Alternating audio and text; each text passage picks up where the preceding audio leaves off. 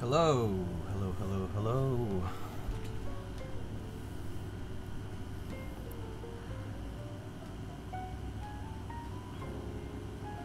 Hello, hello. Who's here? MB Surfer, KK Ooh. Kimchi Jody Boy, a late stream? This is new? Wait, what? No, man. Late streams are usually my thing on the weekends. It was just that time that I was doing the Switch reviews that we had an early stream. Oh, hey, Mr. Zekin!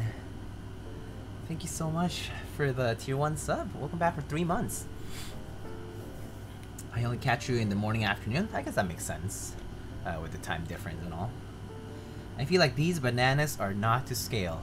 To scale to what? What are you scaling them against?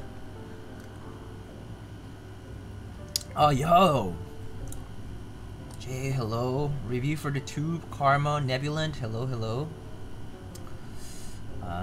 Let's see. Jokul Bob, Skizoo, hello, hello. Hey, how's it going? Okay, I took a little while to start because I was going for some, I'm not sure if you guys know what this is, but I'm gonna, hold up, let me, so I went for some ice, and I have this soda called Sangria Señorial. It's sparkling, non-alcoholic sangria, natural and artificial flavor. It's like Mexican soda. I'm not sure if you guys have tried it, but if you ever have a chance to, like they might sell it at your local like Hispanic stores or whatever, or maybe like at restaurants too. It's really good. I love it. It's so good.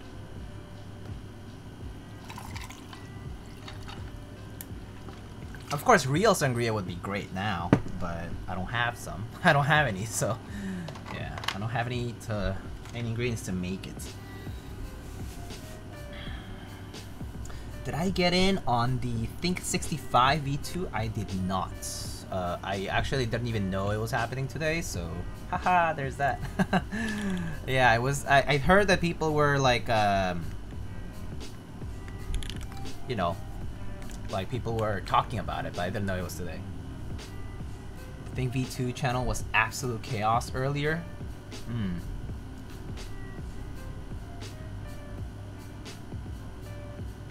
Thought you were going to bring out the drink for intellectuals. What is it? What is the drink for intellectuals? I mean, I drink from the mug. Okay, I can't tilt this over, but I drink from the mug for intellectuals. If that counts.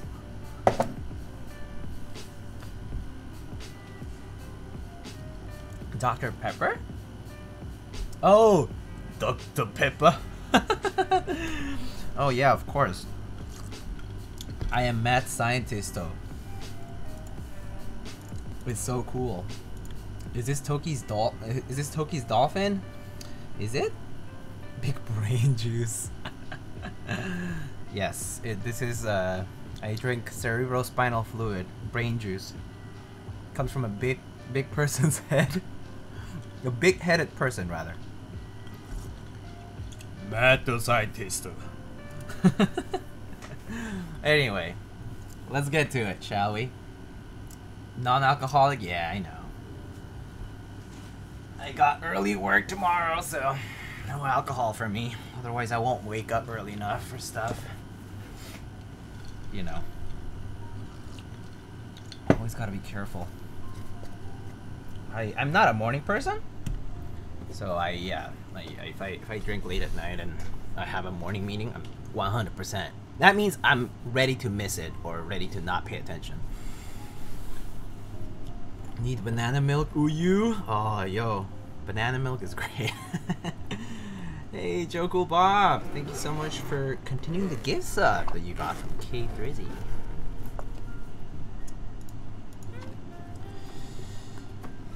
Alright, so we have some switches.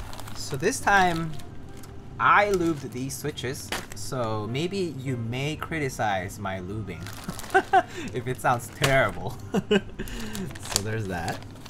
There's a PCV here It's a Fave 87, just Linworks PCB. It's kind of like the older version of it, I think. It's maybe like a 2 years old, 3 years old, I don't know. Yeah, this is just programmable with the Fave tool. So I lubed the stabs already because I actually lubed the stabs while I was still doing the switches. So yeah, just wanted to get it out of the way. Wanted to get the test done. So I did that early.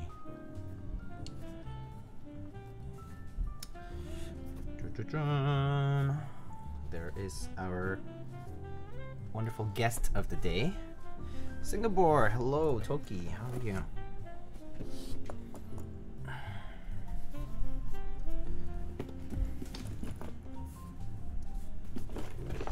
Am I missing anything? Nope. Okay. That color, yeah. I like this color. I dig it. Alrighty, actually, this so that I can put stuff on it later. Anyway, so as I said, I did the PCB already. So we're just gonna actually unscrew it. So let's get on to that. So yeah, so this is a green Dolphin V3. All of the V3 say limited edition LX3 over there. On the upper right side, and yeah, this is how the top looks. It has the very pronounced side profile. Not sure if you can tell, but let me follow it with a plastic tool. So like you see these lines, so this line is kind of like grooved in, but if you notice, like here at the edges, those lines are part of the, it's because it's a separate part. So the top piece is this part. It follows this way down here. The plate shows on the front part, and then it kind of goes in the back. So yeah, Dolphin engraving. Branding kind of meh. Yeah, I don't like the branding on the upper right side. So the plate shows. So that's the plate. That silver plate is the plate that you see up here. So the plate actually shows in the front and in the back. So there's a port. You can see the plate peeking through. You can see where the top part ends. So the bottom piece is huge. The bottom piece is chunky. As you can see, this is the angle of the board. You can see there's this cut out here like that. It's cut like this, and then it's cut like this. So it has like 1, and then 2, and then 3 curves. So basically it's a triple curve here going on. Very cool stuff. They're all different, like different radii. So that's what makes the effect of this side, and it makes it look like it's like a handle, so you can actually grab onto this part. Like if it's down on here, like you can actually grab it. And then there's the bottom part, which also has another curved part here. So pretty interesting. How heavy is it? Actually, I'm curious about that too. So let me get the scale.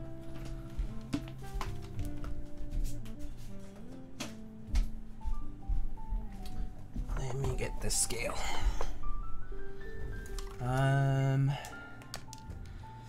This with SA Camping drool. Yeah, SA Camping would look good on this. Alright, your rating? Rating what? Are you playing a PvE game? It's a sick board, going to sound amazing. Those screw holes thick. Yeah, everything about this board is thick. It's just thick everywhere. Where did my Dolphin emo go? Can't you just do like colon Dolphin? Colon Dolphin colon. Alright, so this weighs 6 pounds. 6 pounds and about 3 ounces. That's heavy. That's the unbuilt state of the board. So pretty chunky. Well, if you guys don't know that in non-freedom units, it's going to be 2.8 kilograms approximately. So 2.8 kilograms, almost 3 kilograms, right? Very heavy, pretty heavy. So built, I imagine it'll be a little bit past 3 kilograms. So quite the board. Fairly chunky, yeah. Yeah, this green is really great. I must say, it is very, very good. Yeah, I'm excited. The anodizing is flawless. I see no streaks, no splotches. Everything's super smooth. It's not like very textured at all. Like, it's very smooth. It's just the right amount of texture. It's nice to touch. Yeah, good old cold and smooth aluminum. And you can see that these screw holes are super deep. So if you did not actually look, let me measure this. This is how deep the screw hole is. This screwdriver goes that much in to reach this screw. So if you didn't have a straight screwdriver like this that has like a narrow enough junction here, I mean narrow enough length here, you would not be able to take those screws out. So those, you know, all those kits with the big bits probably wouldn't be able to get there. Has happened to me before with different boards, such as I think the Moon TKL, I think also had pretty deep screw holes. Yeah. I wish more boards run that green TBH. I agree 100% with you. I do wish more boards had like a grass green or like an emerald green sort of color. Definitely don't see it enough. Sensei Ja. Dolphin more like Chonkosaurus? Hey, I mean, who, like, you know, dolphins are pretty chunky animals, actually. They're kind of fat.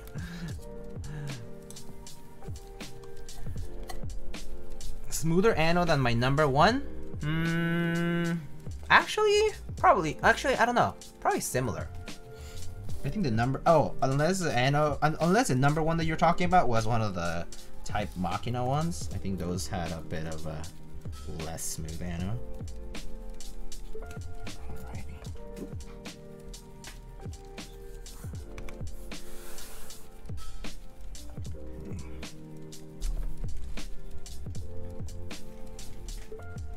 Screw fell, but I can't find it. Okay.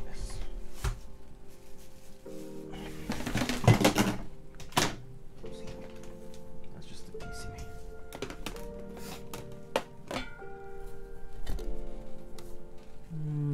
Just one of the screws didn't come out.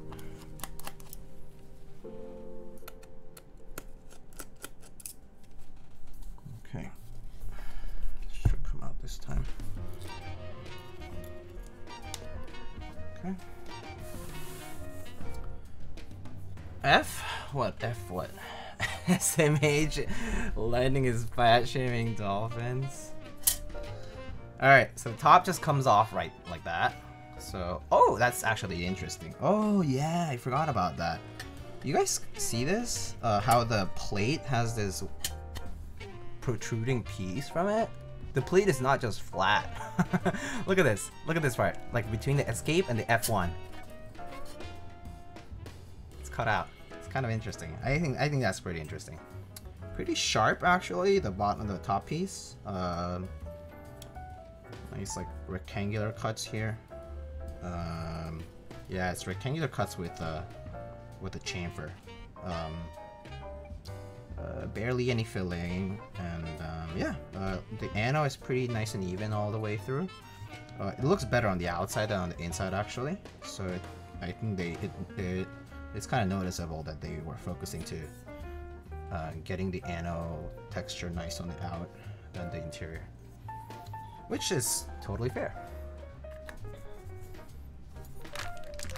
And then we got the that means it needs to be machined from a thick piece. Yeah, huge waste of material. Yeah, that's for sure. Yeah, so it basically has to be machined from a piece that thick, which, yeah, waste of material for sure. But the plate is actually, wait a second, this plate looks thicker than usual. Where's where's my I'm gonna get some calipers. I think I should have some here. Too far. I have a ruler. It's fine. We'll just measure it with a ruler. So this plate is like, it's 2mm plate. No need to show you exactly, but it's basically 2mm and not 1.5. So it's a 2mm plate. Koreans also call it 2T, like 2.0 T. Like T is like basically it's like a unit, but in this case it's essentially just it's just millimeters.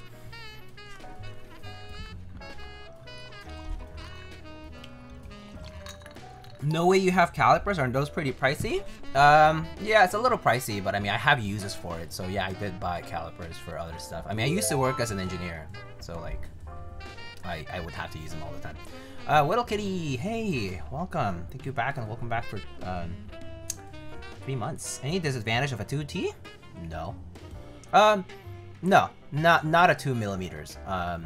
If you go really thick, however, you have the disadvantage that your switches are not gonna clip onto the plate if it's too thick. So like, you know, like the 4.5 or 5, like almost 5mm plates, those need to have special cutouts so that the the switches can clip on to the plate and like stay there. Yeah, you can go to 3mm and it's fine. Yeah, that's correct. Anyway, so the screws just go right through the plate, so it's basically like a sandwich. Just something to notice. And the bottom is just super chunky piece. Like that's the bottom piece. Like this, just this bottom piece alone, I'm sure is like 2 kilograms of this board. Like it's probably, this is probably like 2.5 pounds or something like that. And I mean, sorry, not 2.5. I mean like 5 pounds. Yeah, so this is 5 pounds and 4 ounces, which in it's basically, so that's what we said, it was like 2.8 kilograms. So that's 7. So 6/7 of the weight of the board is on the bottom piece. 6/7. Crazy. That's pretty cool though. I mean, maybe that's what makes it stand out, and maybe that's what'll make it sound good, or I don't know. We'll see. I actually have not typed on a Dolphin in a very, very long time.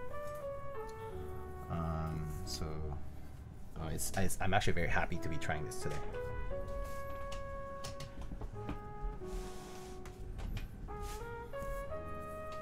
You can literally knock someone with this thing, knock someone out with this thing. Oh yeah, oh yeah. So it's a weapon. All right. So actually, now I think it makes sense. So a couple of, was it a few years ago? Maybe like 1.5 years ago or so, or 2 years ago maybe. Someone I was like discussing with people about like plates and stuff, and I think someone said something about the Dollinger in chat. It was like, oh, the Dollinger plate like kind of sucks, like it's like thicker and blah blah, and like, you know, like the cutouts are huge. It's like, you know, it's like Swiss cheese or whatever. And then Yutzi came in chat and was like, what do you know about plates? Lin plates are known to be really good. And he was like, if you haven't tried it, you shouldn't say anything, basically. He basically like implied that. I was like, oh my god. Everyone was like, oh. But yeah. And then since then I've been curious about what makes Lin plates special. Because I was like, he clearly boasted something about him, and I was like, like all I know is they're like mostly sandwich mounted, like, you know, the screw holes go through them and they're mounted in between the 2 pieces. And I was like, okay, like what else could be special? And now that I can actually see that these are like 2mm and like the cutouts are like this and stuff, I think I can tell that it's different. It's just different from typical top mount boards and stuff. I see bananas, but I don't see banana. You know what I mean. That is true. I should get that MX banana. But let's see. Sorry, I'm like just going over chat see if I'm missing anything. There are a lot of TKLs that weigh 6 pounds. Oh yeah, no, for sure, but still. I love lint plates. Period. Lint plates sound amazing. But yeah, so someone specifically you'd see in this case said something about the plate, and I was like, okay, I want to try it. I want to know what's special about it. Like what is there to talk like like that about this plate? And I guess now I kind of get it. And one thing I'm noticing right now is that this plate is tight AF. Because the cutouts are for ANSI here. And yeah, it's tight. North enter stab, just like a lot of TKLs. South, facing spacebar. Just something to note for TKLs. Because not all TKLs are like that. North facing spacebar is pretty common too. It's 6061 T6 aluminum, so they're tempered and treated. Interesting. So much has changed in board design in 2 years. Yes, that's for sure. A lot has indeed changed in board design. When did this keyboard come to existence? Or come out? 2017? 2017 for this V3, but the first Dolphin was like, it's pretty old. Let me actually, I'm pretty sure I have a document that recorded Dolphin. It's also called Dolgore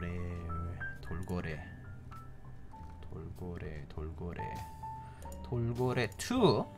Dolgore version 1 was February of 2014, and it was run by Lin in 2014. That was the first version of the Dolphin, and then the V2 came out right away after that, and then V3 came out 2-3 years later. So I mean, I guess the group I ran in 2016 and probably came out in 2017,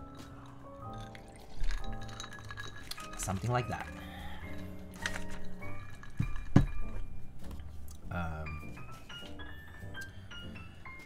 How many in existence? I have no idea though. Many, actually, many. A lot of Dolphins out there. I've definitely seen quite a few Dolphins out there.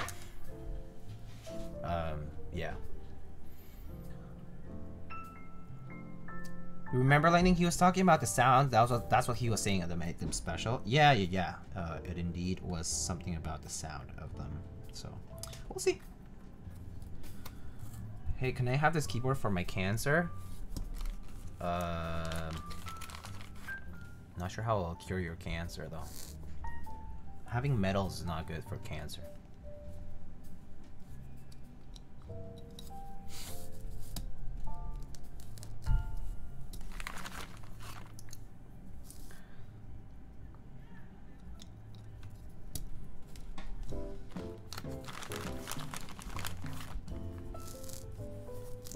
Remember, Lightning, you built 2 Lin montage, and those sounded amazing with the aluminum plates also. Yeah, I did like the aluminum plates for those. Yeah, that is true. Yeah, those did sound good. Oh yeah, so I'm doing keyless. Oh, wait a second. It's kind of that should be it.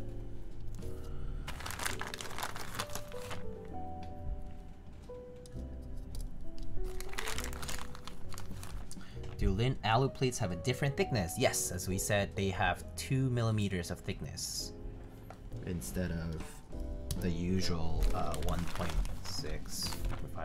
Yeah, 1.5. My bad, 1.5.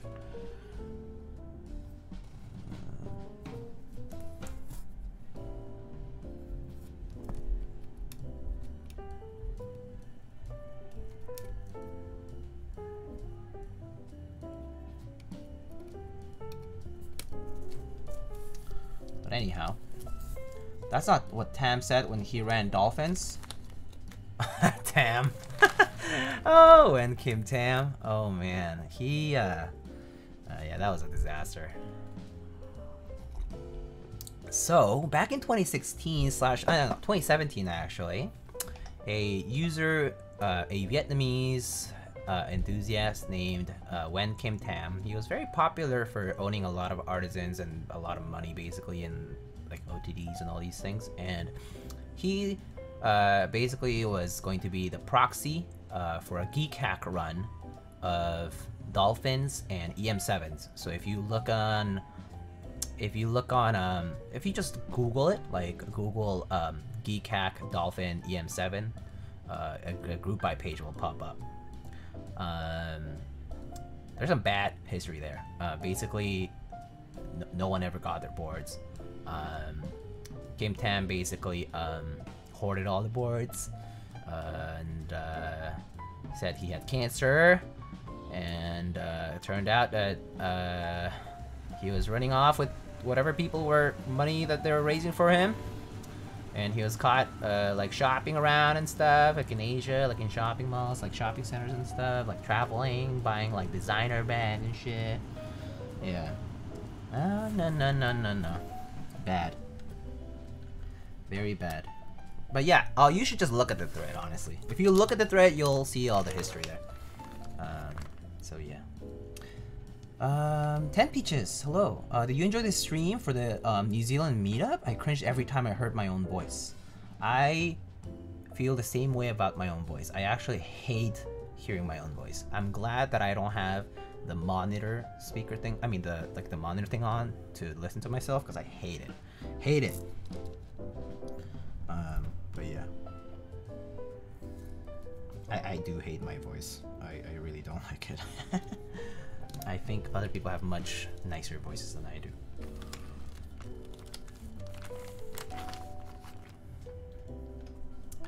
"28 pages, yeah, 28 pages of sweet, sweet popcorn and watermelons and drama. Yeah, that was a lot of excitement around the boards, but also obviously a lot of frustration and anger after people found out. Yeah, that was very bad. Lynn never got paid, by the way. Lynn never got paid for the boards. Tam collected the money, never paid Lynn. It was basically like a loan. Like, it was like, oh yeah, produce the boards, well, you know, we'll pay you and stuff. And the boards were made, sent to him, and payments never happened. So he was trying to run off with the money, I guess. But yeah, bad.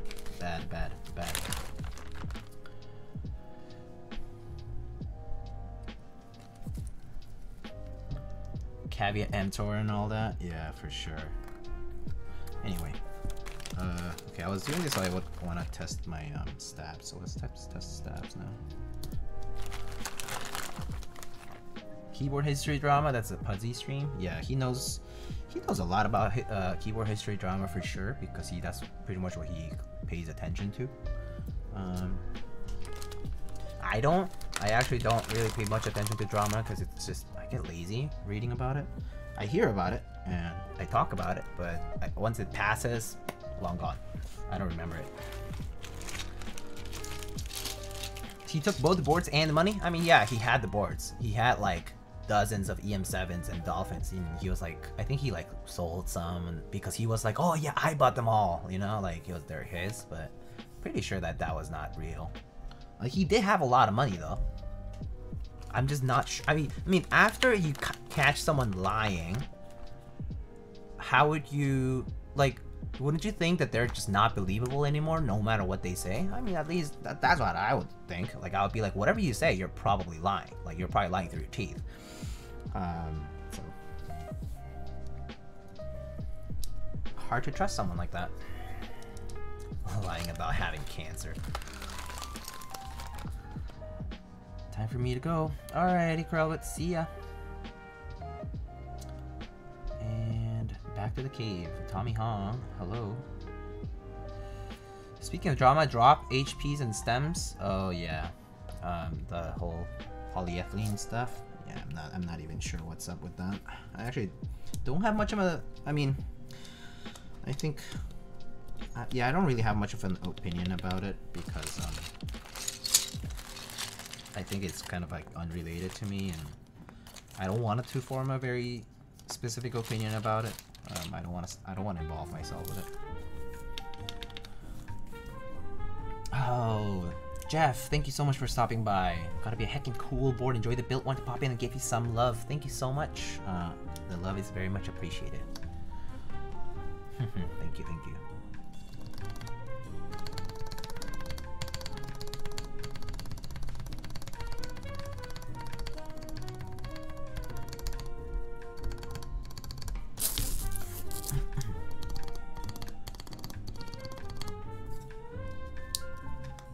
Sounds okay.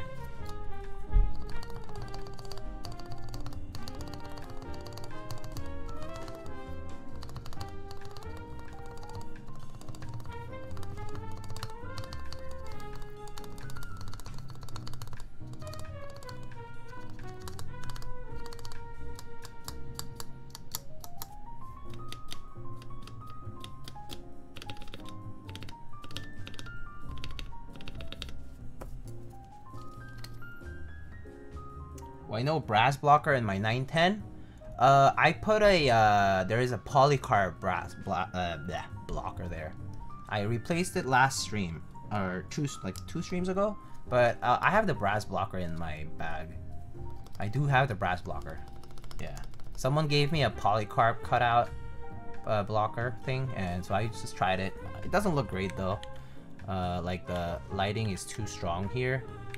So it kind of looks like just a dot. It's not cool. What I think I should do is I basically should need to cover this part and make it opaque on the rest of the, like, basically anything that's not 910. If it's opaque, it would look pretty nice. Like on the alu, I think that would look pretty cool, but not on the poly. Fey matchas are just recolored yellows, right? I think they're closer to like Telios, but yeah, basically recolored Gaterons.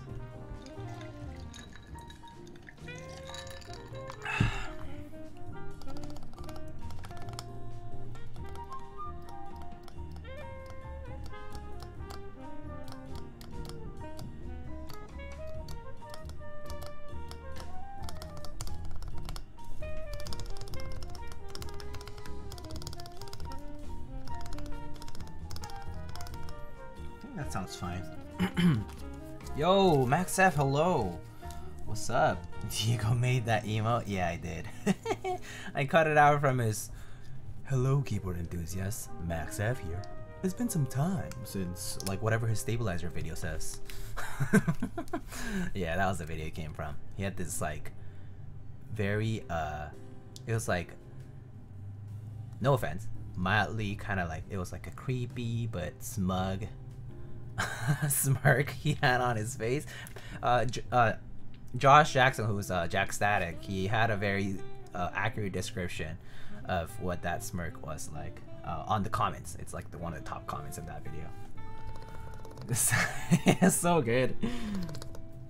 And that video is actually really good. I think the recommendations in that video for the stabs is pretty much what I would do, so it's pretty good.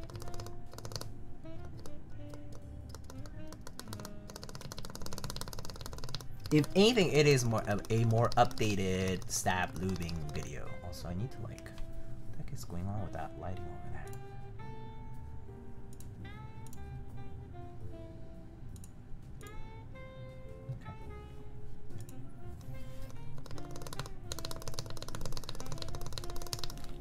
Okay. Oh my goodness.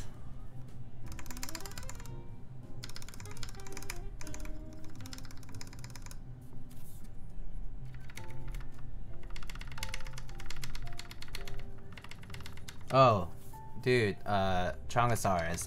I mean, let me show you. Hold up. I have some good ones. Let me see. I have some good screenshots of people sending me stuff. Where is it? I need to find it. But basically, there's one that says, "Hey, are you Teacha types?" Hold up. Where the F? Oh, I can't search because Discord is on like streamer mode or whatever. Oh, screw it. I'll just disable it.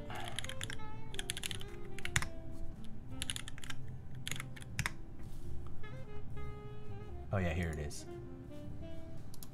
There is one like this. There's one like that. Then there is... Where's the other one? I can't find it, but it was to the effect of, "Oh, dude, your videos are just like Nathan's." I was like, okay, cool. Cool.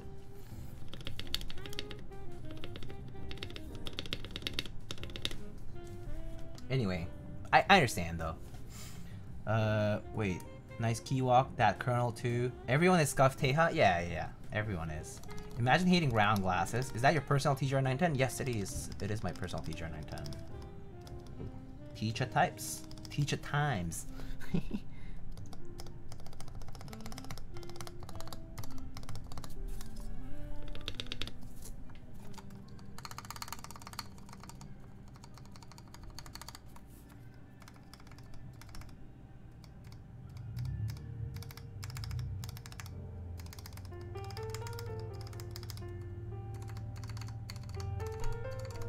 Alright.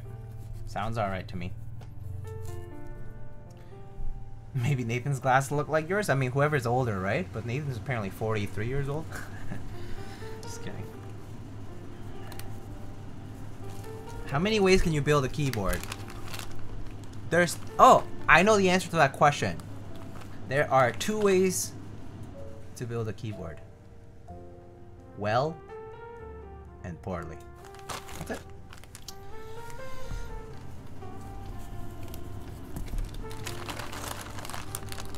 Nathan's like a year older than me? Wait, what? You're that young? Oh man, you're young. Damn. Feels old, man. I'm like a good few years older than Nathan, so I know.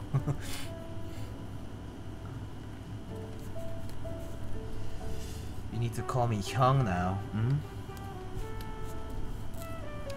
Dilo.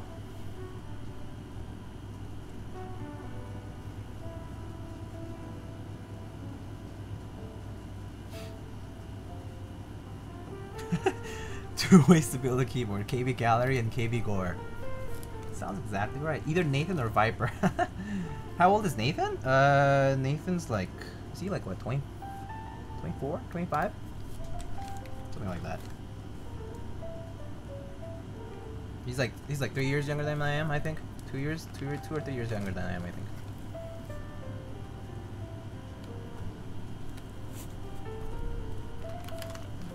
Hi Digo. We're all watching you. Hello, ADB, what's up?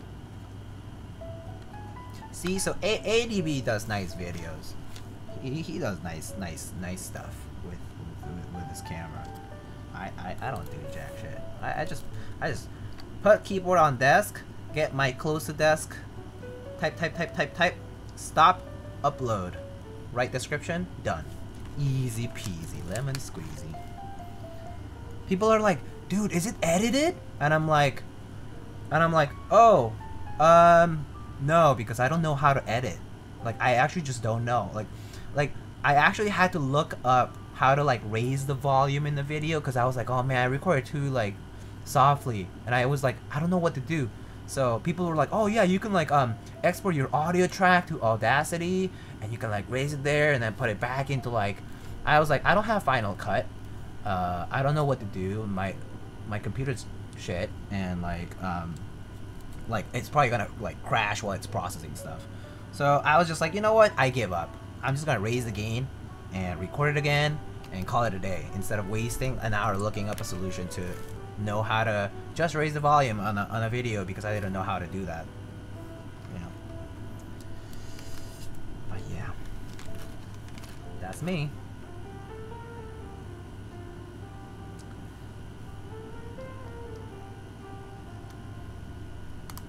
Tried to put more effort in my recent video, but got lazy towards the end. I mean, yeah, it's like once you're in it, it's like you kind of have to finish, right? So like, I understand. It's like that it's a painful process. Like once you're in, you're too deep, and you're like, oh, I gotta carry it out, and hopefully people will recognize all my work. And I mean, that's not always the case. Hey, KVS, hello.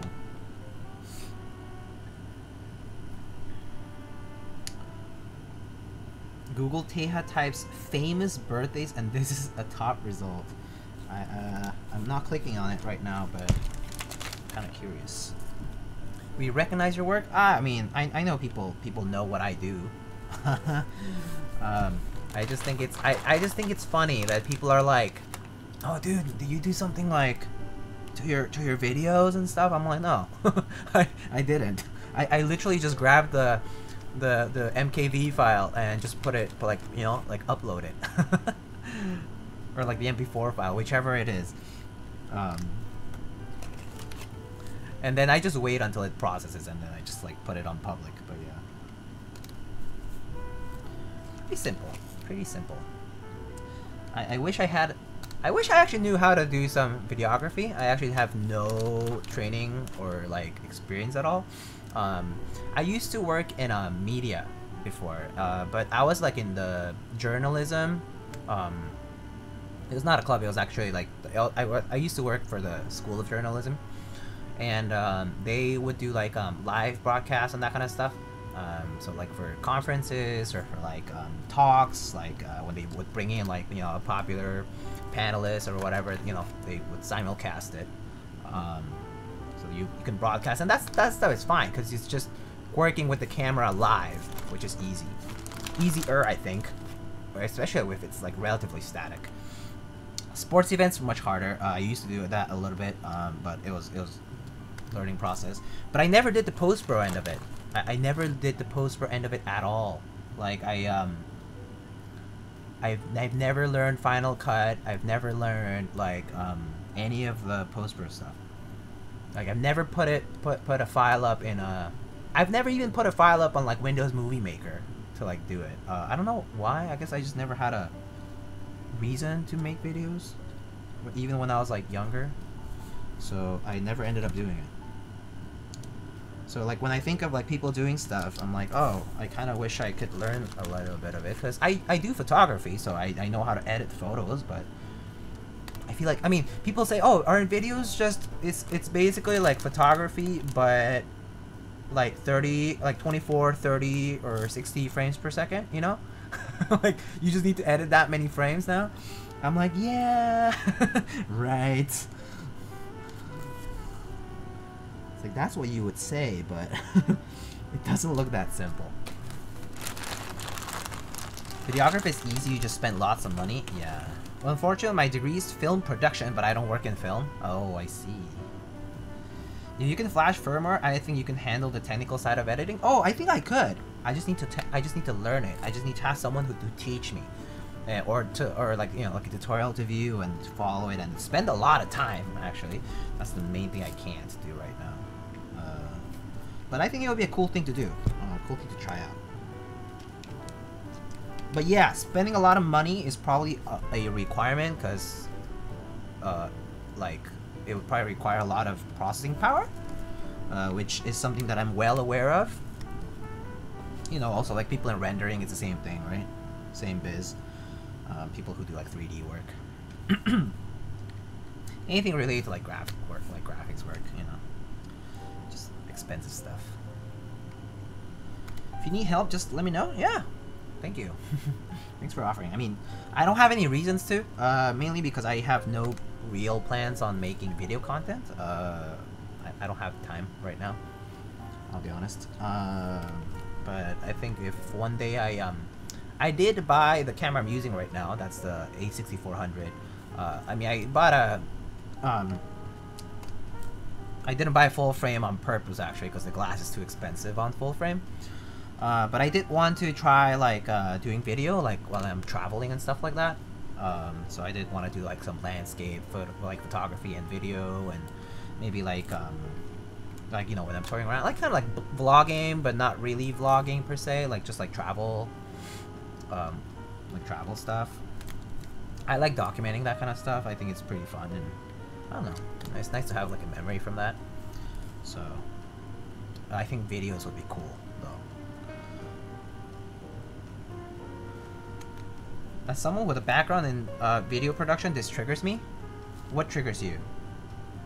What triggers you? I trigger you? If I trigger you, then sorry.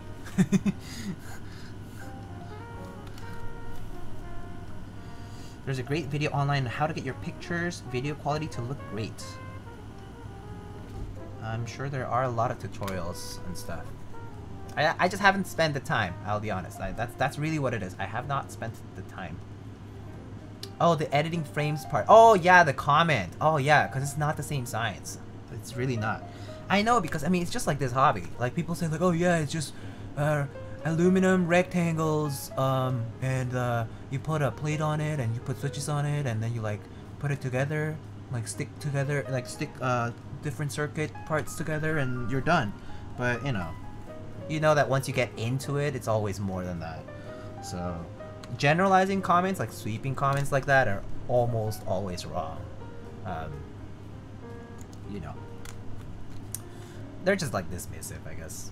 They're like, they're trying to be sweeping, so sometimes meant to just criticize or say something about the people involved in that.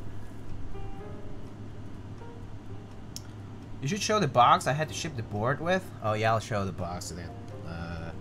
So well, it's no secret now, but this is Toki's board.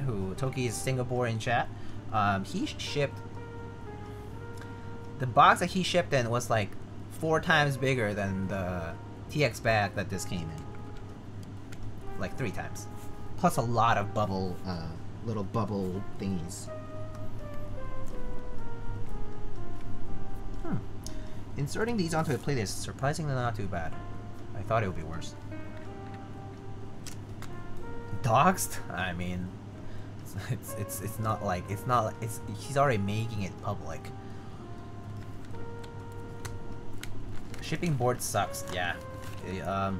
I mean, like, I've gotten better at it. Like, I know how to be careful with it, but yeah, it's always like, it makes me very nervous. Actually, well, you guys remember the montage that I built last time, like maybe like 2 weeks ago or whatever? Well, so I sent that, when did I send that? Like, not last week. I sent it like almost 2 weeks ago now. Oh yeah. So I sent it like the day after I built it, basically.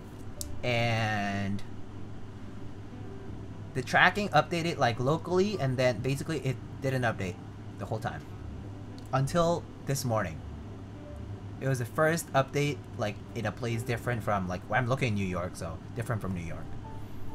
This is like 2 Tuesdays ago? Yeah, it's so long ago. I mean, I was just like, dude, like, what if the board got lost? Like, oh man, like, USPS jacked it, it's done. I was so nervous. I mean, especially because, like, I built it too, right? Like, I care about the board too. Like, I'm like, yeah, if like, I mean, there's insurance and all that, but it sucks losing a board. Like, to the mail? Oh my gosh. I don't have the greatest luck with mail, I'll have to say, but it's inevitable when I'm involved in the hobby that involves a lot of sending and receiving. So, just gotta deal with it. Whew.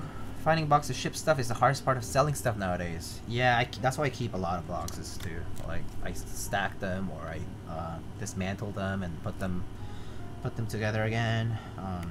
Yeah, I have like a bunch of small boxes for like smaller stuff, like artisans or keycaps.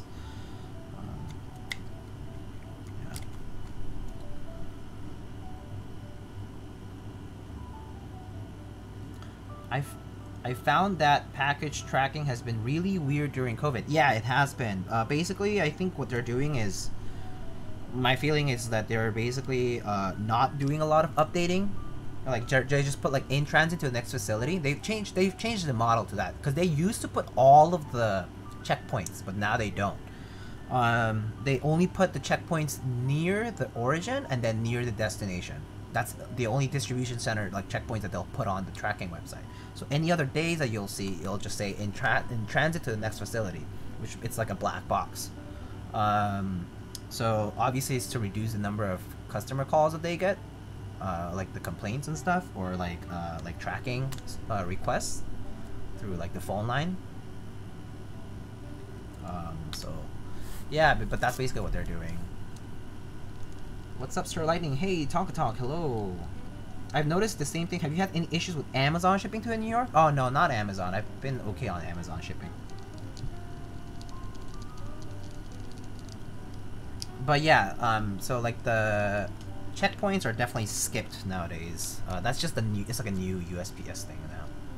You'll just have to be okay with it. There's no other choice. 17 track, yeah, it's more detailed than USPS sometimes. Yeah, I think maybe they're using like the electronic system that they use that has all the more details. So that is possible. I don't know though. I don't know how the systems work. So I do assume that sometimes the apps and other services that use like the APIs tend to have better luck with tracking. Thor, hello. Hello. What is serious is my mailman yeeting my packages rather than putting them in the mailbox. Oh, that's bad. I've actually had to talk to all my couriers, so I actually know all of my mail couriers in my area. So no, not last year. 2 years ago, like 2.5 years ago, I used to live in an apartment like really like down the street.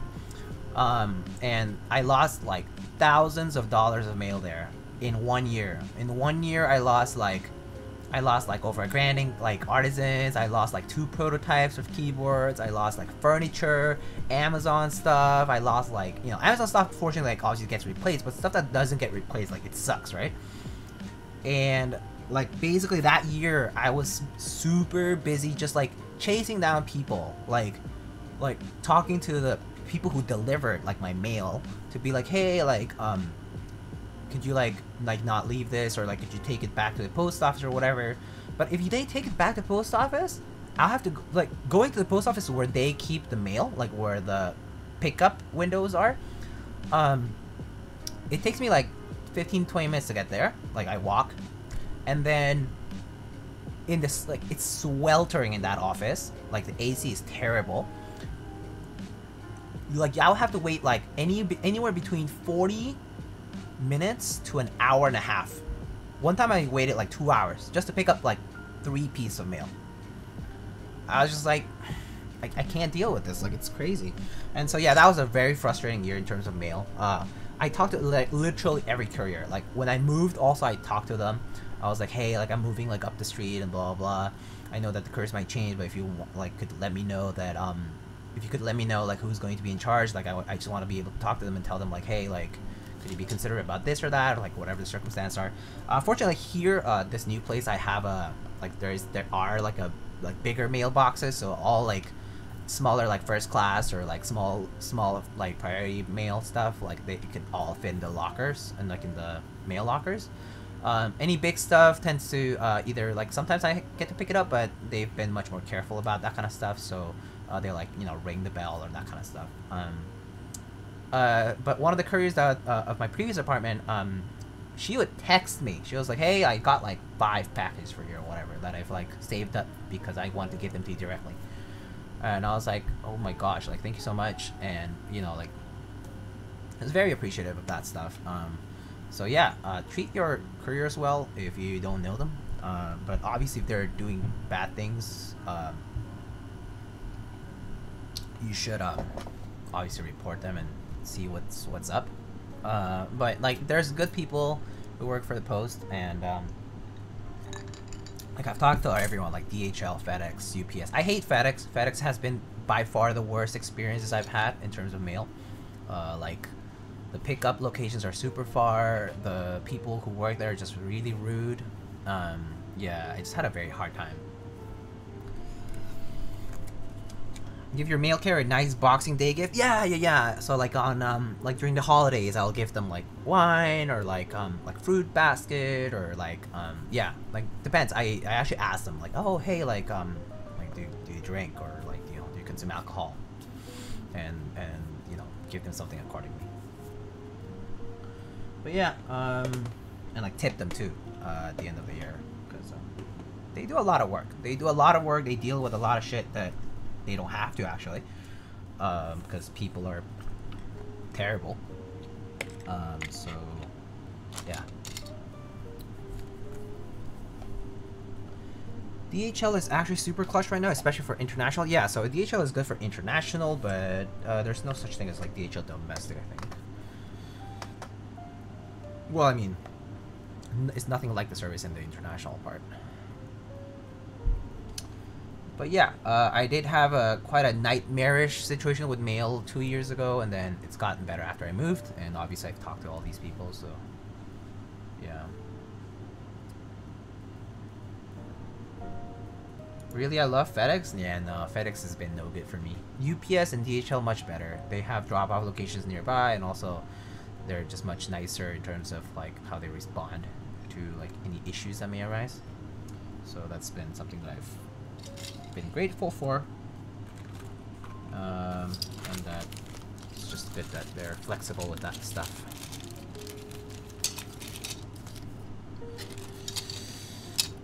DHL stopped doing most of the domestic shipping around 2009. Yeah, DHL does not do any domestic stuff. DHL does domestic stuff like in Germany, but yeah, not here.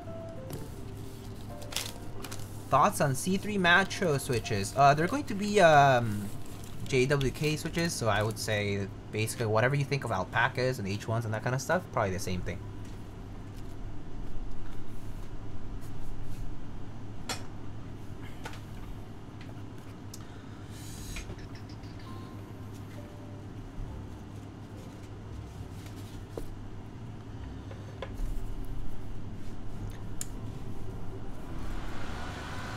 Reduce the volume a little bit. Sorry for the fan noise. I'm gonna solder. Got a quasi Q from Q. Hope I hope I don't get hit with import fees. Also don't know what shipping method he'll be using. Oh, let's see.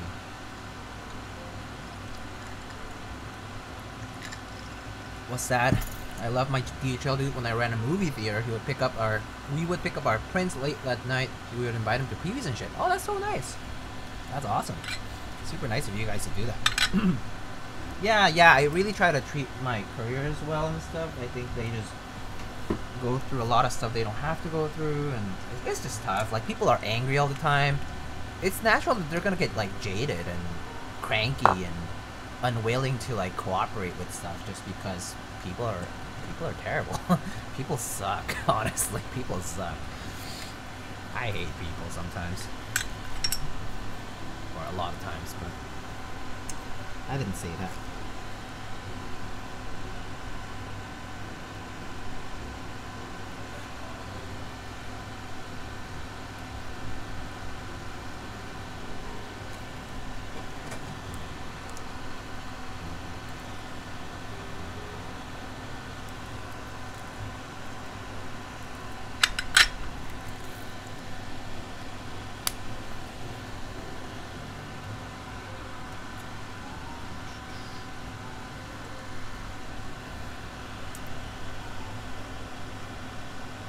I live in an area, it doesn't matter UPS, so no matter what, they just drop at my doorstep. Even if it needs signature, they'll just drop it. That's not good, because if you really need signature, or like if you like, you know, if you have porch pirates, right? That's no good. Unfortunately, I live in an apartment area, like complex, that like doesn't require, like, it doesn't have that kind of danger as much anymore, so it's been good. But I mean, I do get concerned over it nonetheless. So, what the heck?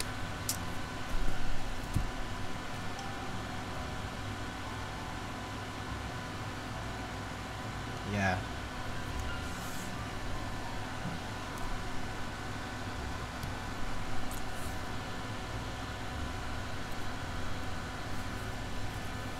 I think some of my employees used to smoke up with him too.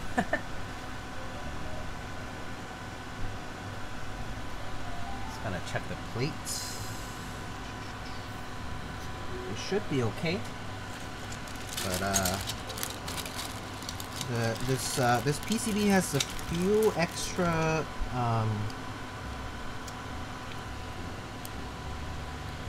holes that I thought were extraneous, so just double checking before I have to go back.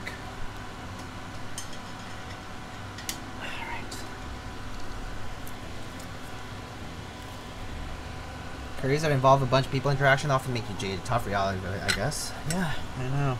I mean, I've been involved in, I've worked in retail a lot. I've worked in customer services, HR. I've worked in journalism, media stuff. I've worked in like hospitality, so like restaurants. I've flipped burgers.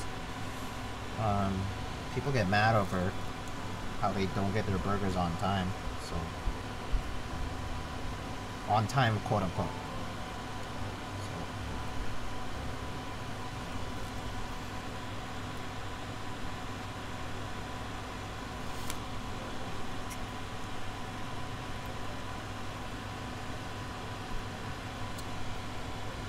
DMD.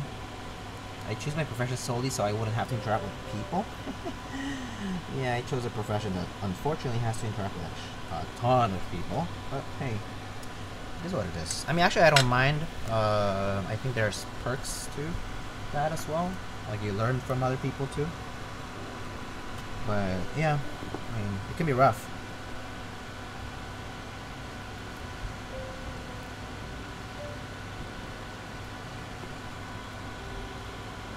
Chose my profession in spite of the fact it would force me to interact with people. That's an interesting choice too. Yeah, it can be a good learning experience. That's the thing. But yeah, I used to work a lot of part-time jobs when I was in college, and before that. I mean, like, yeah, kind of like in between things. Because I didn't have a keyboard hobby back then, so I didn't have expensive stuff to spend on, but I would still want to have extra money on the side. I like to work to have some side cash and be able to travel and kind of splurge on those kinds of things, like food especially. Yeah. Good times.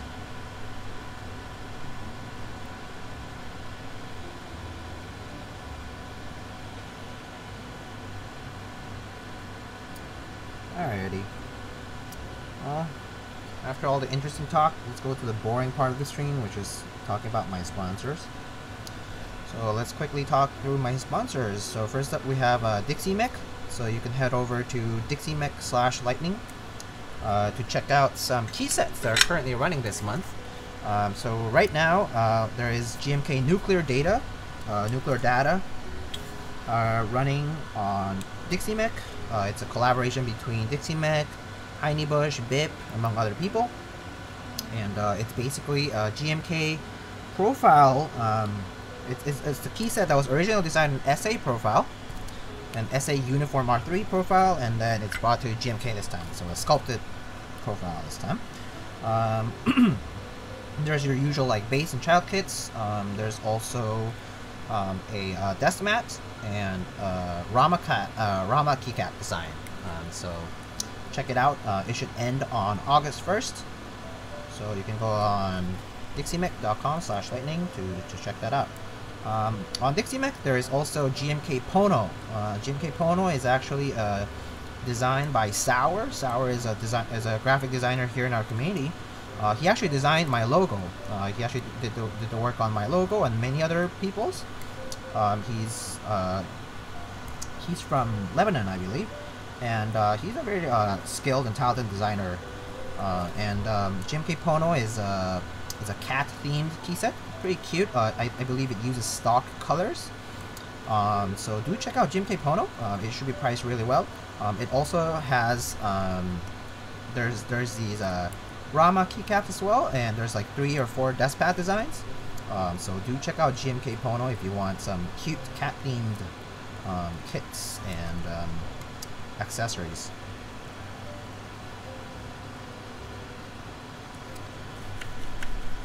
Hey, Heinebush, hello.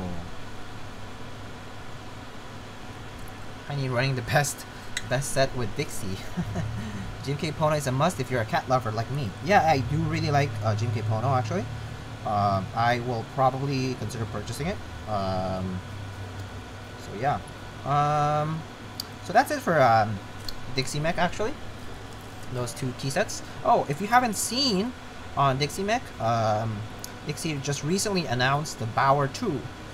So if you're interested in getting a Bower with some quality of life changes, improvements, do check out dixiemech.com to see the blog and the post relating to Power 2. He actually details all of the little changes that he's made for the second design, and I believe the second run is going to happen pretty soon. So if you are interested in getting a Bower, you should definitely check out his site for more information. The bar looks really beautiful. Yeah, I like it a lot actually. I think that the blockers and like the curve design and all that, they look pretty cool. 65% is not actually my favorite layout though, so I probably won't be pursuing it myself. But for those who are interested, I think it's a design that like I think is pretty well thought out. So I think it's worth checking it out. Do you know if the Bower is going to have a limit to the run? I think so, most likely. Knowing Dixie himself rather, he has a lot to handle coming up soon. Like he has Dracula coming in soon, and like you know, there's like Moto 2 logistics and like obviously 909 logistics that he hasn't finished yet. There's a lot going on for him, so I would be very surprised if he did any bigger than like you know a certain number of units. So yeah, 100% limited. I'm pretty sure it's going to be limited. It has to be. There's just too much to handle otherwise. Also, like the manufacturer, I don't think would be able to handle unlimited. So yeah. That's man is banana. Taco Bumpers, the man is living the embodiment of Galaxy Brain. Oh yeah, that's true. What switches am I using? There's commands for keyboard and build. So if you're curious about either, you can check out the commands. The switch info. My bad, first time in the stream. No worries. Welcome though. Simp Detector 69. Welcome. Sorry, I thought your username was pretty funny. Next up in the sponsor list, we have Mint Autumn. Mint Autumn is currently in the midst of production of Rukia Round 2. However, the group buy period has already ended long ago, so if you're in the Rukia buy, you should definitely keep tuning in on mintautumn.com. Otherwise, Mint Autumn is also working on ultra high molecular weight polyethylene. Ultra high molecular weight polyethylene like cases. So if you're interested in like a TKL layout polyethylene case in the future, Jack Static of Mint Autumn is currently working on it. So if you want more news and more information, more technical info about that, you should check out mintautumn.com. They also have a public Discord server where you can enter and ask questions directly to Jack Static, who's very, very responsive and very, very nice. So definitely check out Mint Autumn for that. Next up in the list, we have Novel Keys. So novelkeys.xyz. So for novelkeys.xyz, there is a promo code. It's Thunder. So you can get 5% off all in-stock products. So not group buys, in-stock products. You can get 5% off using the promo code Thunder. Currently running on Novel Keys, we have a few announcements. First of all, we have GMK Hammerhead, which should be ending at the end of the month. So if you're into like a deep ocean themed set, GMK Hammerhead features 2 different base kits, like a light one and a dark one. It also has a desk pad. So do check out GMK Hammerhead if you're into like deep ocean and blue sort of themed key sets. There is also on Novel Keys, there's also GMK Mecha 01, which is inspired by the ever popular series Neon Genesis Evangelion, and it's obviously modeled after Unit 01, which is a purple and green and orange sort of being. And so if you're into the series, or if you're into like purple and those kind of like cool colors, as well as like Japanese sub-legends, that set might be for you. GMK Mecha 01. Do you like Matrix Noah? It's the first 65% I like the toy box Lego look. I know the spacebar sounds terrible though. I actually don't know much about the Noah personally, like as in like the build quality and that kind of stuff. I think Matrix boards tend to be pretty nice in general in terms of build quality and like the machining quality, because they pretty much own the manufacturing. So I wouldn't doubt the qualities of the board, like the machining wise.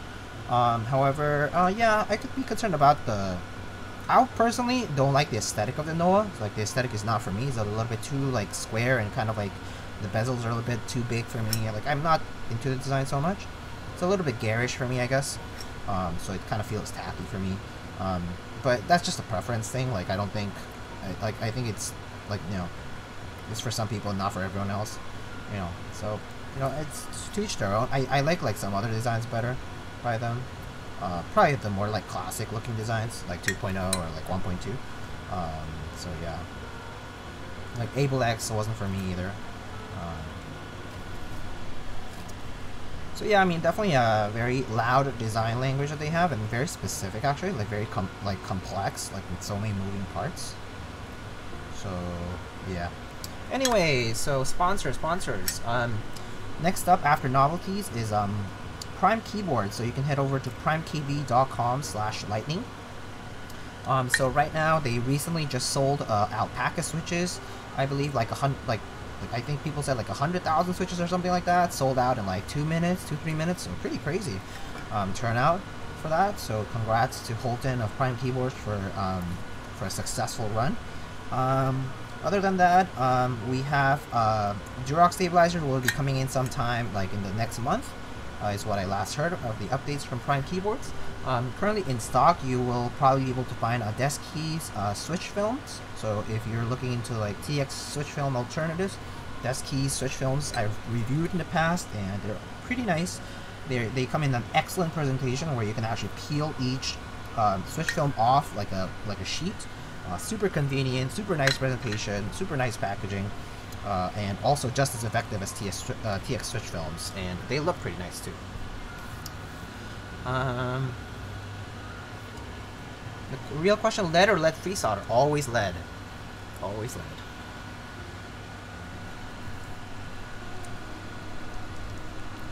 Anyway, and then you can also find Desk Keys, Topper silencing rings on Prime KB, as well as T1 switches, among other things like springs and DSA sets and DSS sets. So yeah, that's Prime KB. And finally, the last sponsor we have is Project Keyboard. So head over to projectkeyboard.com. There's an affiliate link here on my channel. You can do !sponsors, and the affiliate link is right there, as well as in my Discord server and other places. You can also find it below in the panels.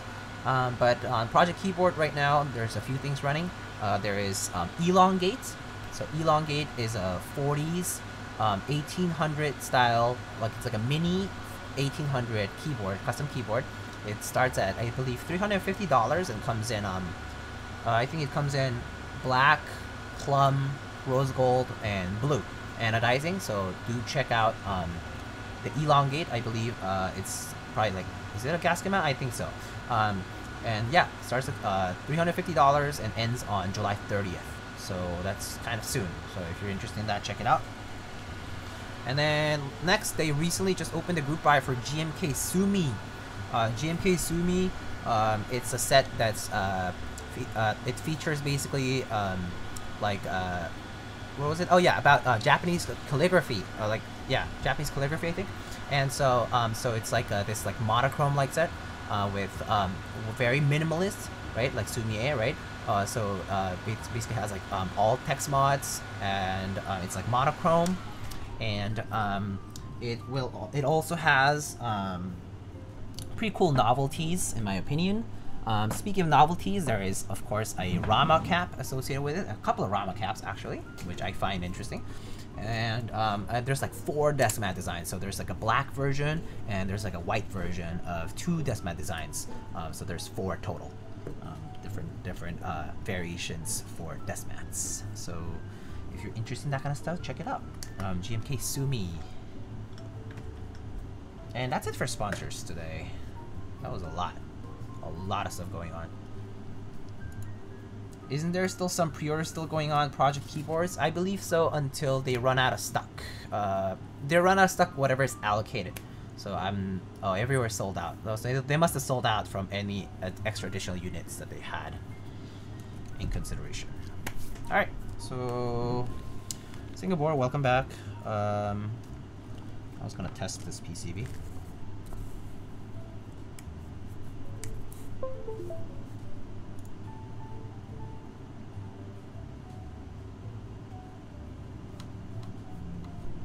Oh look, a Keep streamer. Follow. Thank you so much and welcome, Tribe Q. Hello, hello. I made it into the Perestroika. Oh, nice. Got a hunt for Hungle Kit on the aftermarket. Micro USB? Mini USB. Mini USB. Not micro. Mini USB.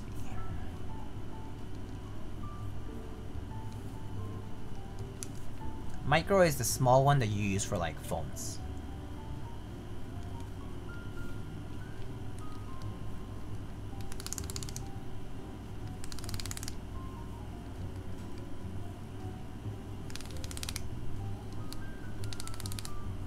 Oh yeah, I have mapped this to I mapped this to control for now. I'm more comfortable with that. Did I map this? Jay, thank you so much for the sub. Micro is the worst TBH. I think mini is actually worse than micro, right? Technically, durability wise, I think micro is much better than mini. Mini actually doesn't have that many on-off cycles. Versus micro. Micro is supposedly an improvement over mini. But I mean, USB-C is much better now, but you know, we're getting there.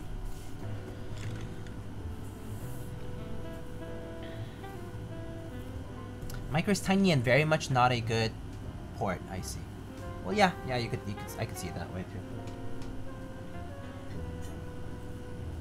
Alrighty.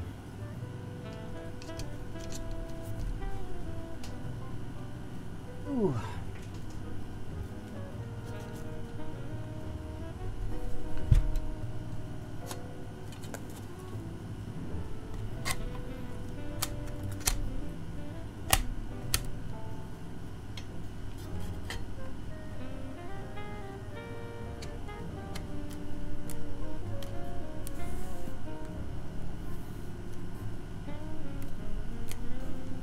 Okay, that's great. How many times should you reuse stabs? As many times as you really want. I pretty much just clean them off with like just like paper, like tissue or like paper towel, and then sometimes I like wash them off using like water, like on pressure or something like that, just to take off some of the lube. But yeah, pretty much just wash it, dry it, and then re-lube the stabs like as if normal. But pretty much as long as the stab isn't like loose or like coming off for some reason or something like that, the usability of the stab should be okay. Yeah. Any camping avail? I forget what other green sets you own. So by executive choice, I have camping prepared for this board. So yeah, camping is gonna go on this board because I want it to be on this board, and the client also wants camping on this board, so camping is gonna be on this board, and you guys will not say anything otherwise. Yep. Better be SA for Toki. I used to have SA, but I actually sold it. I believe I sold it to Otana Shock.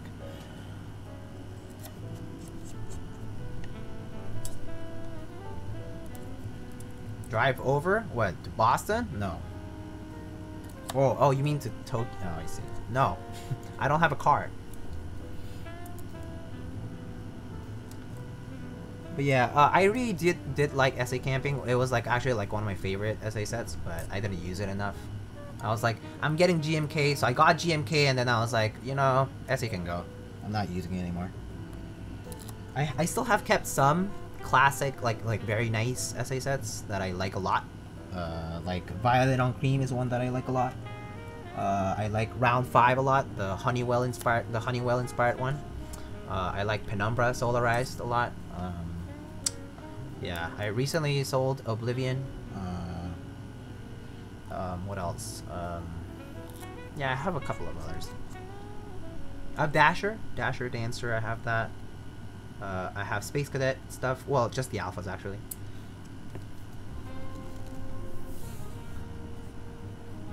I have a question, why mini USB? Because a lot of things are reverse compatible in mini USB. A lot of people already have cables for mini USB. It's just like a thing. And, you know, it's not bad either. Also, like, the footprint's different.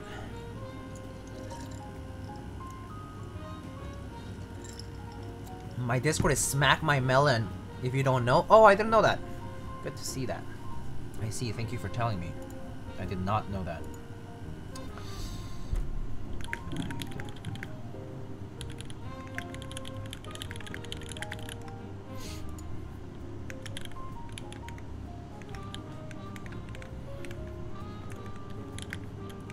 Oh, no, wait.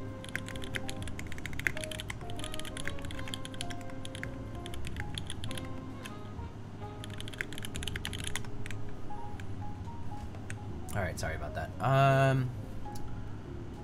Next is Jaguar Janky from Singa. Oh, I hope someone sends me one of those to build.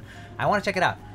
But I'm not participating in that one. Because Jaguar TKL, I did hear that it's going to be wind key only for the first round. So, easy skip for me. I like my wind keyless blockers. So, I'm gonna skip on that one. Looks cool. I like the design. I saw some dude hit 80 words per minute with 2 fingers. Wow. Yo, Kioni, hello.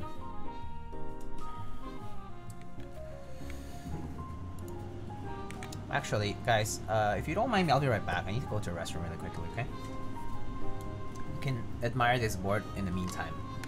I'll be right back.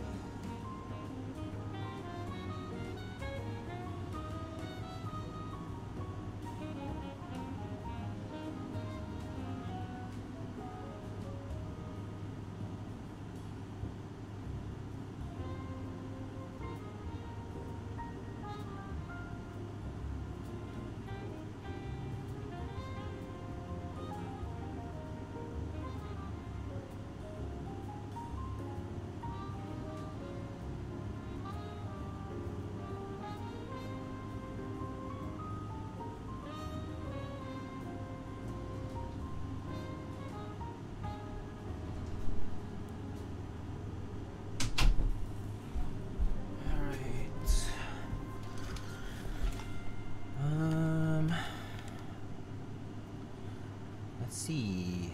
Wow, all I hear is everyone wants wing keyless. Yeah, wing keyless is the GOAT. Well, look-wise, I think I much like wing keyless than wing key. But wing key is nice too. I actually like wing key a lot on 60%. Wing key is pretty cool on 60%. I like the classic poker look on 60%. Alright, so here's the key set that we're gonna put on this today. GMK Camping. Chacun a un camp isolé dans son cœur. Okay. I have no idea what that means. Something about hearts.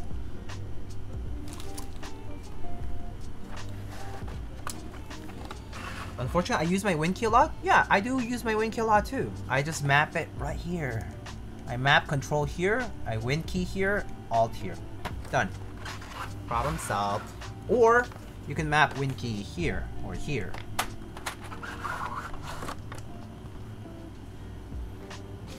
Alright. But yeah, I just remap my layout, so it's not a problem. How do you like Retooled GMK Stabs lighting? Are you hyped for the actual GMK Stabs? Are there actual GMK Stabs anyway? Like, I know they're working on it, but we haven't heard anything since like the last year. They haven't said anything about it. So yeah, I guess I'm hyped if they come out with something nice. Personally though, I don't really, kind of doubtful right now that they're doing anything at all. Because I mean, right now they're so busy dealing with key sets that I feel like they're not really doing anything like aside from that. But that's just me.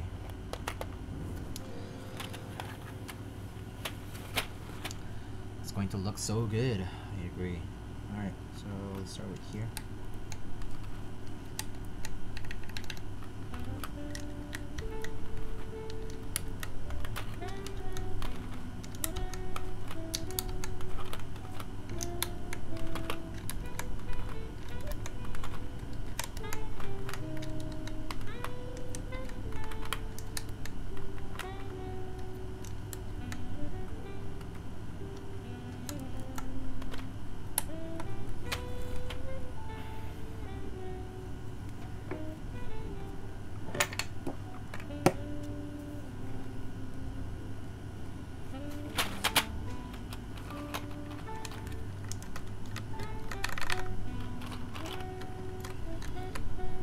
want a Dollinger? I don't want a Dollinger. I like the Dolphin.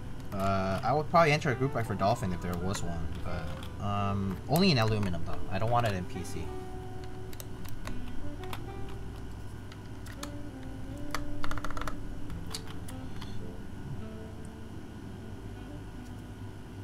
Some sort of residue.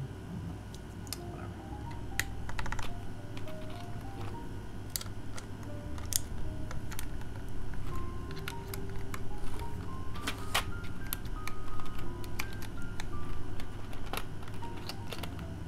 You entering the group buy for Think 65? I did not, no. And I'm not planning on it. Nope.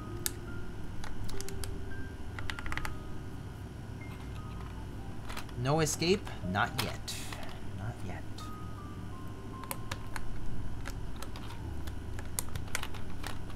Camping novelties? Yes, camping novelties in a bit. At the end.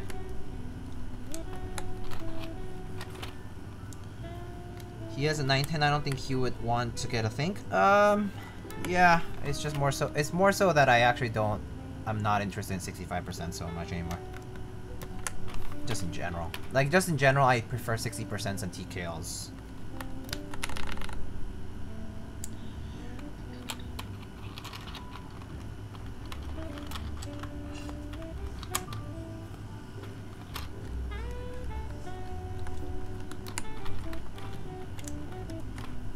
TKLs are the best. Yeah, I prefer TKLs just, yeah, for the layout, for sure. But personally, I actually, on my desk, I actually prefer to have a 60% on. It's just more comfortable and space saving, so yeah. It's kind of a big reason. Actually, I don't remember what kind of novelties are on camping, so I'm gonna have to look at it in a bit. Well, let's put some bars on this time. So bars it is. Bars.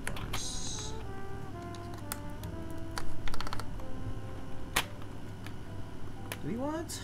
I don't know which novelties we want. There's like those arrows too. It's kind of tacky though, in my opinion, but whatever. We'll see what novelties we put on this one, yeah? You guys let me know if you guys want anything specific.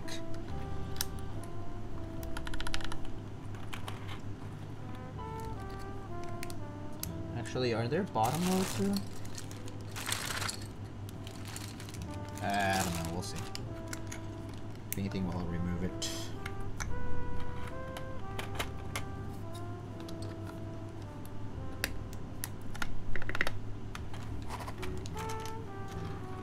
These keycaps are nice. Yeah. Keycaps are indeed nice.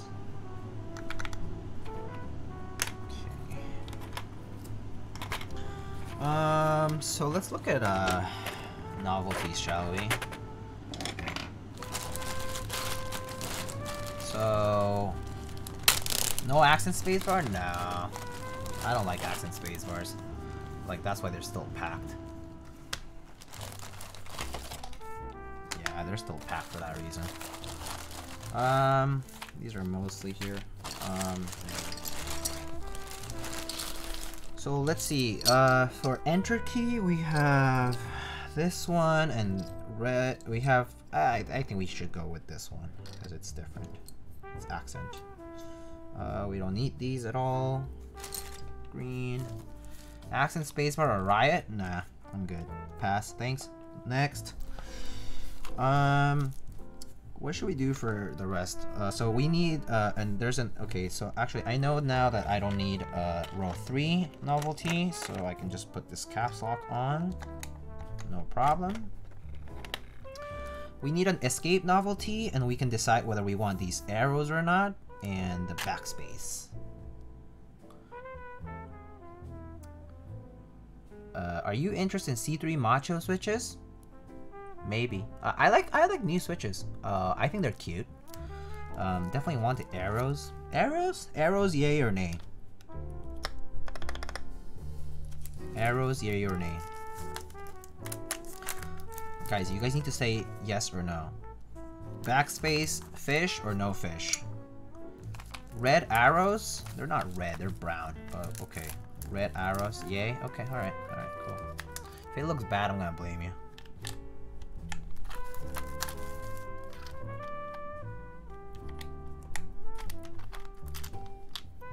Brown arrows and space? No, that's not happening.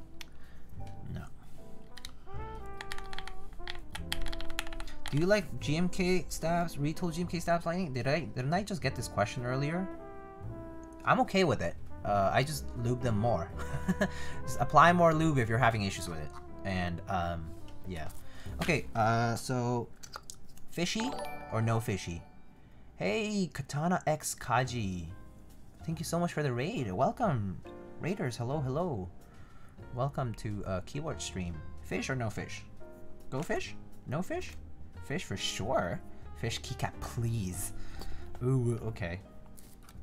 Anyone try the new C3 stabs? I have not. I have only tried Durox and all C3 stabs. I tried the V1s, and for the most part, I just have. All right.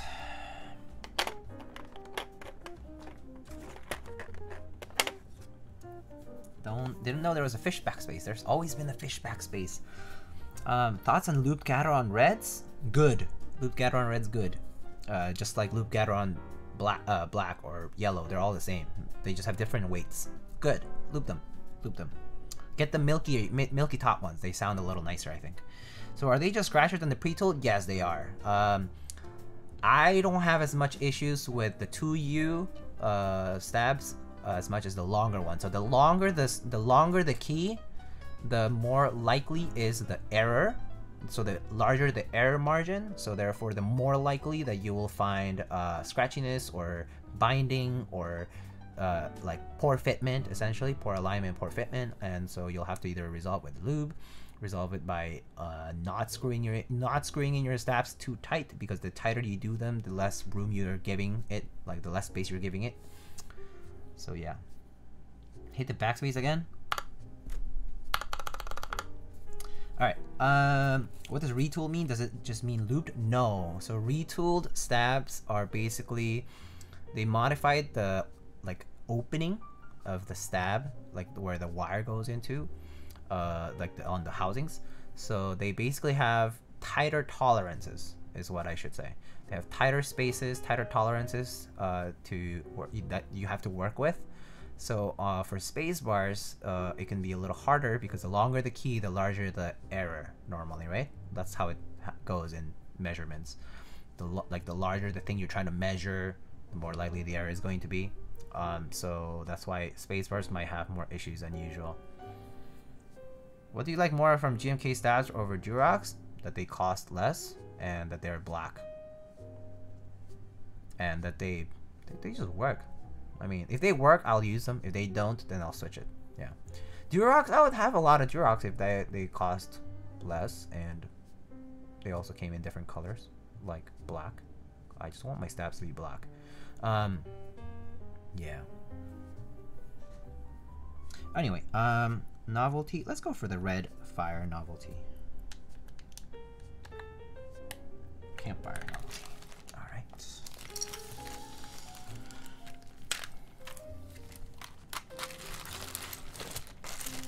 Sorry for the delay.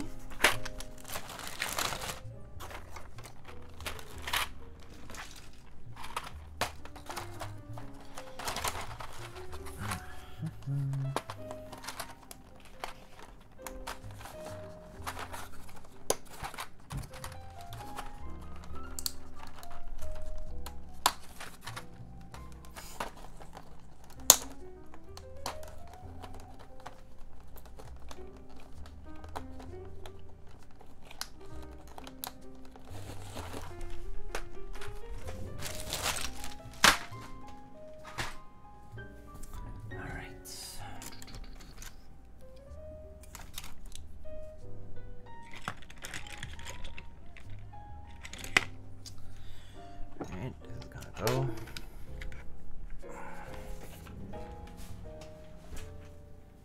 And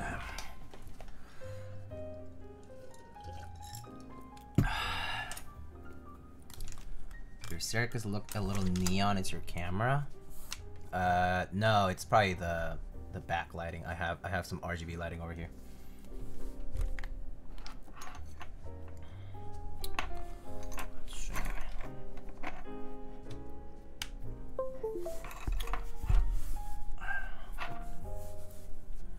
Okay. Stop shaking. Alrighty. Okay. What did I miss? I think GMK stabs sound a bit better. Huh. Okay. Lots of questions being answered. Got one more. Thoughts on the Matcha from KBD fans? I got the group by a couple days ago, and I'm wondering if it's a good board or not. It looks pretty good. It seems, I mean, it's like an Alice Ergo style, and it looks like it's like, what, is it gasket or top mount? I forget. But I mean, it looks okay. Like the design looks fine. And I think KBD fans' quality has been pretty good. Especially they kind of showed themselves like the extent of their quality through Polaris, KBD 75, KBD 8X, of course. So I think their quality has been pretty good so far, and I think the Matcha looks pretty good. I'm interested in Dolch R5, but I don't get the R5 bottom provided. What does it mean? Okay, I can explain that one. Easy. That's an R4.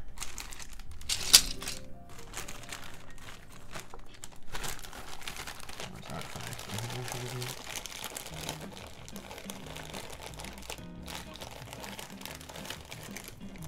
Do I have R5 here?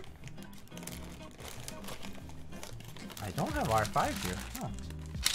I thought I did. Oh, I guess that makes sense. These are just my testing keycaps, so I guess I wouldn't have R5. Give me a sec. I'll get a board with R5.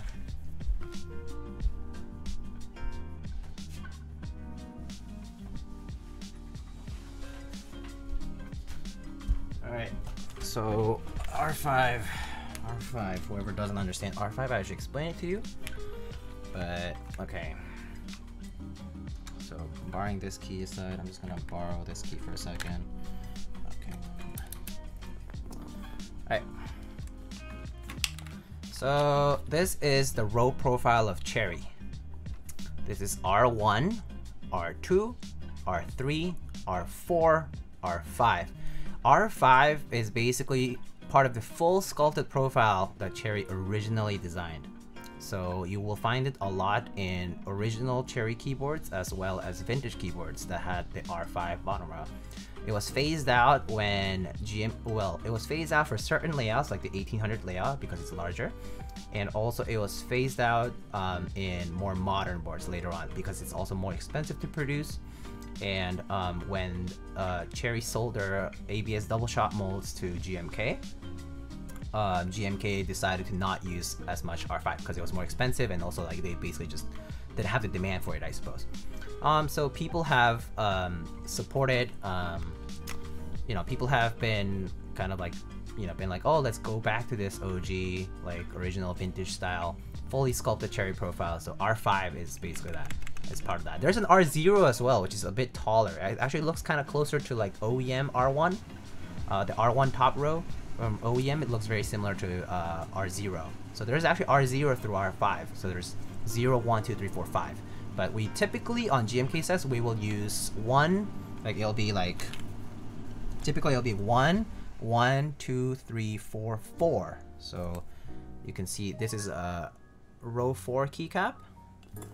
Whereas this one is an R5 keycap. So you can tell the difference right away. Let's see. R5 on the left, R5 on the left, R4 on the right. That's a difference. It's a little steeper, but it gives the sculpted profile a bit more character, I suppose. What board is it? It's a Duck Poker. It's called the Duck Mini V1.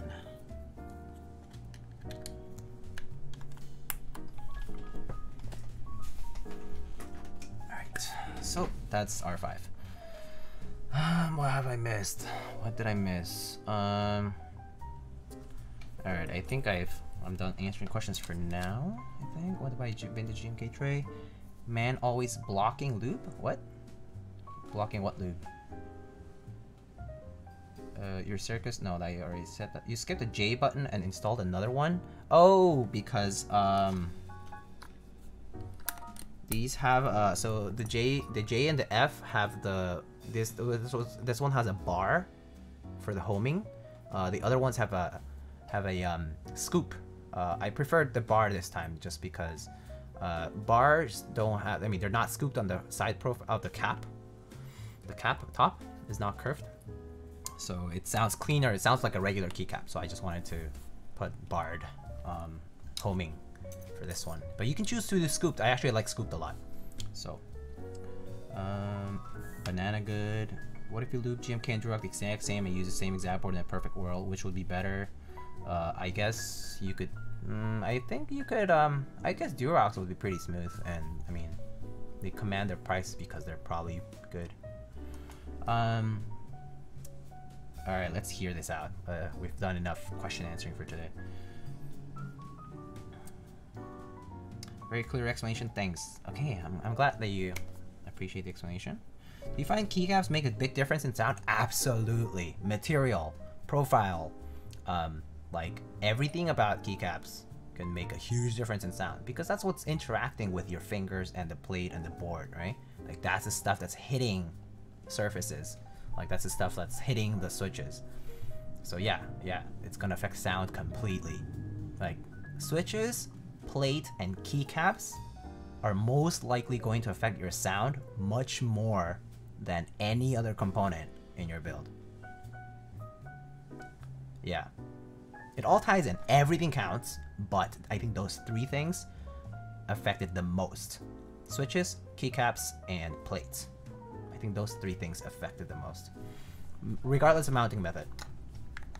Alright, let's hear this now. Sorry about that.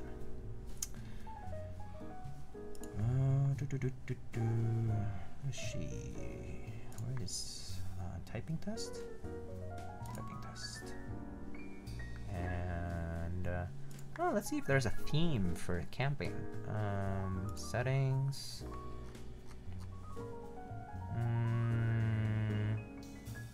Camping. Ooh, so bright. But okay, that's fine. I don't like it so bright. But okay. It's kind of bright though. 5-stack desk mats really changes sound too? Yeah, for sure. Your desk, of course, is going to change the sound. Have you seen the Novelties NK65 entry edition in person? No. I've seen a prototype from a long time ago. He had... NK65 was developed like a long time ago, and like it's been improved over and over again. It's great. Entry edition though I have not. I did not buy one. I actually wanted to kind of, but it just they ran out so fast, right? So next time. Does Lube type differently? I suppose yes. Okay, so it's really hot in this room, but I need to turn off my AC. Need to get this mic closer. I think that should be okay. And also, sorry about that, guys. I think that should work for the focus. I think it's focused down the bottom, right? Okay, cool. Oops. Okay. Camping goes so well with the Ano. Yeah, I agree. All right. Music. We can stop that. And gonna move this slightly over here and over here, and just test my sound for a sec.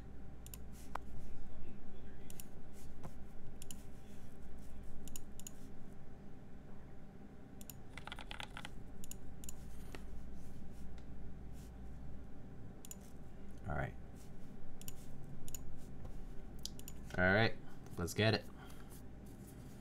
I need to go to bed soon, so have an early morning tomorrow. Switch, just do exclamation build. That's what it says. All right, y'all ready?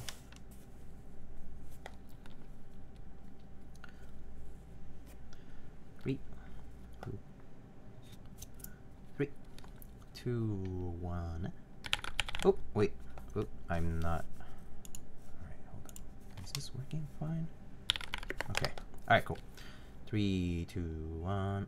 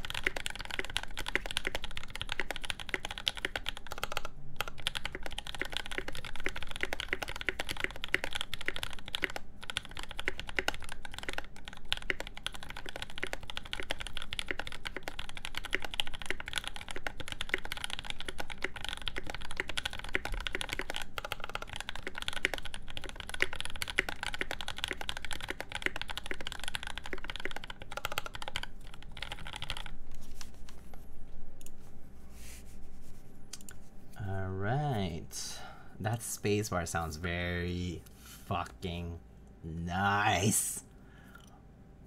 Oof. All right, let's hear it.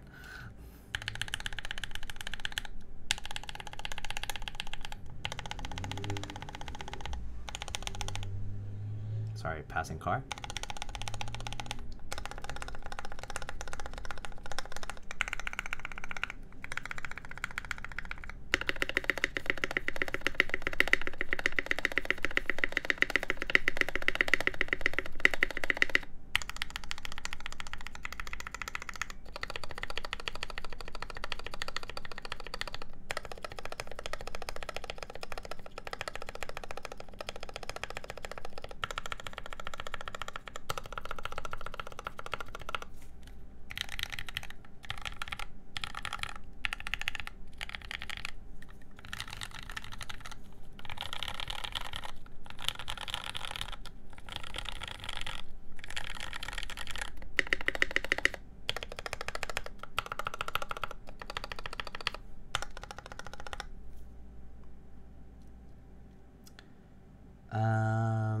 It sounds really nice. It's very thocky.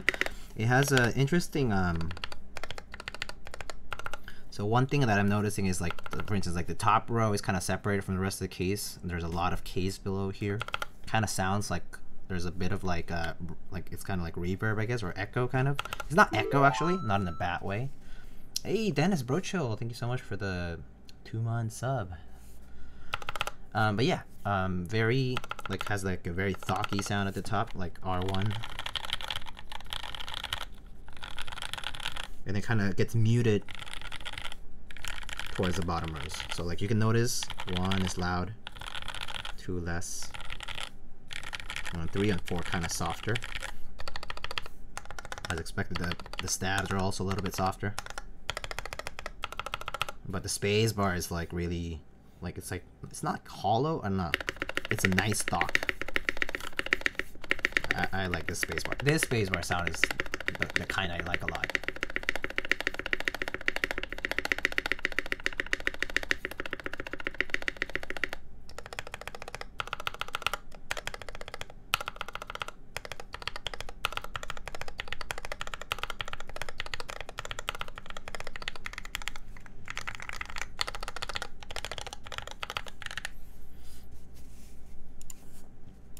Looks like your lubing job was very nice. Oh yeah, oh that's right.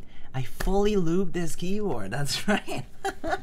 Totally forgot. Pretty stiff typing feel, I imagine. I mean, the board is so thick, like by itself, that yeah, it's like, I mean, I also bottom out, but don't bottom out with a lot of force, so I don't feel as much stiffness.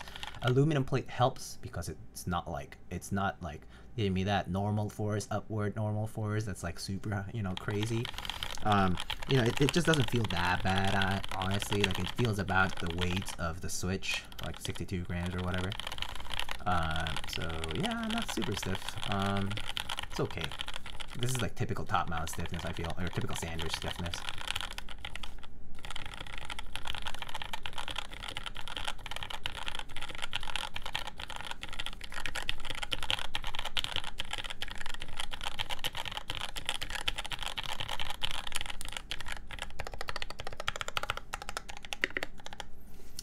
So yeah, is it really is it a bottom mount? No, it's a sandwich mount. So the case is like so. Oh, actually, let me get rid of those windows and stuff. It's just really bothersome to see them there, right? So let's get them out of the way. Let's get this here now, and oops, and yeah, they're not amusing now. But yeah, sandwich. Oh yeah, autofocus is not on, so let's get that autofocus back. So this is our Dolphin V3 with GMK Camping and novelties, with lubed Matcha Gateron switches, 62 gram, and lubed with Tribosys 3204, not very heavily at all. Yep. What if in 2040 maglev mounting becomes a meta? Then I'll probably have retired from keyboards. Because 2040 and maglev sounds horrible, actually. I probably would hate it. I kind of don't like the idea of it, actually, at all. A strong enough magnetic field to levitate a plate and switches? No, thank you. I don't want that. Magnetic fields do not do work. That's what my physics background teaches me.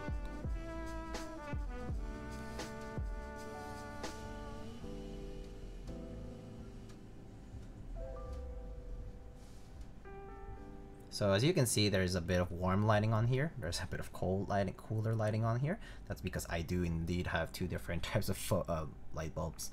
That's my fault. The other one hasn't come in. That's my fault. So sorry about the lighting situation being a little different. But that's the side profile. Look at that. Look at how harsh and curvy, and it's pretty cool though. It's so awesome. This kind of machining is just like so cool. Like the fact that you can machine something like this, really cool. Really, really cool stuff. Ah, shit, I'm late again. I'll do a typing test again one more time before I go to bed. So let's actually get the chat off for now. You guys can say hi to YouTube because I'm gonna put it up, and this is gonna be the background image. Smile. Okay, we're done. Cool. So that's the Dolphin V3. 6-pound keyboard. Heavy. Drop test. Okay, drop test. You said it. You said it. Don't blame me. Don't blame me if anything breaks or if anything gets damaged. Drop test? Drop test? Drop test? Yo, chill, I'm joking. It's okay. I have a lot of desk mats. Oh, Mr. Kitty.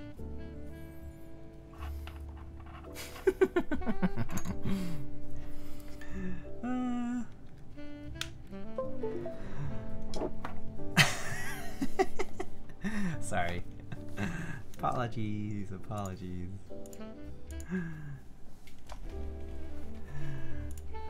Okay.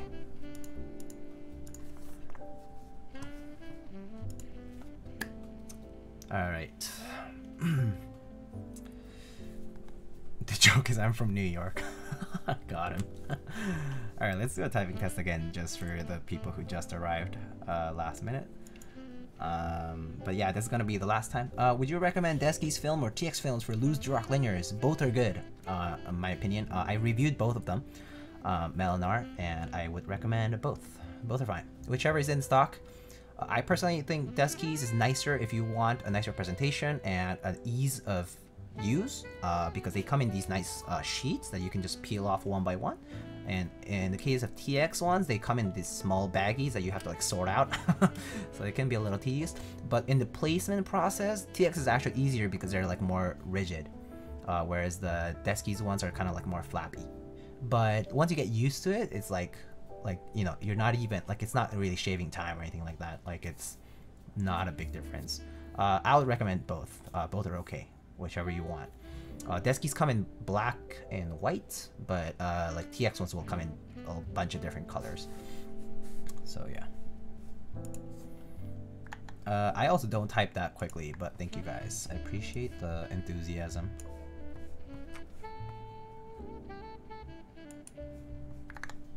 I also I don't like this theme. It's way too bright, and I actually can't read it.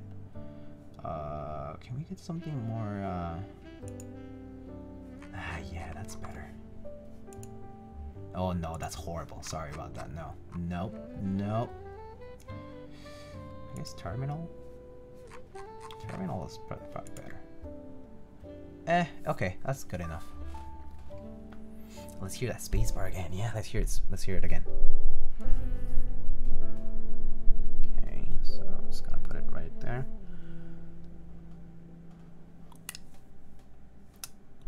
Oop, getting in the way of that. Alright. And okay, cool. Need to try vomit theme eventually, so hander bite. Alrighty. Let's go. Y'all ready?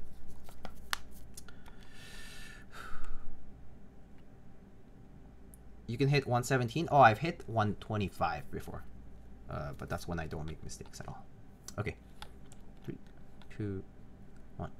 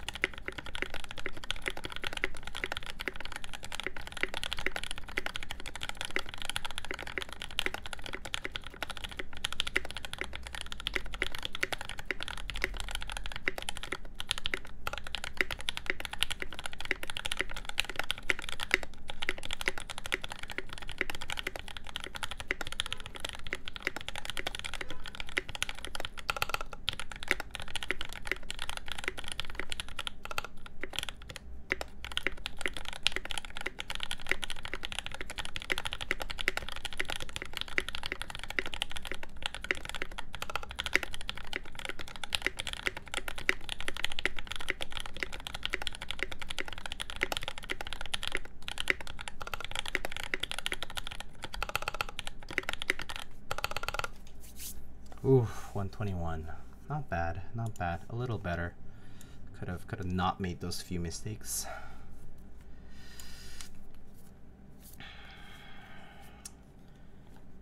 So close, so close, so close to breaking my PR.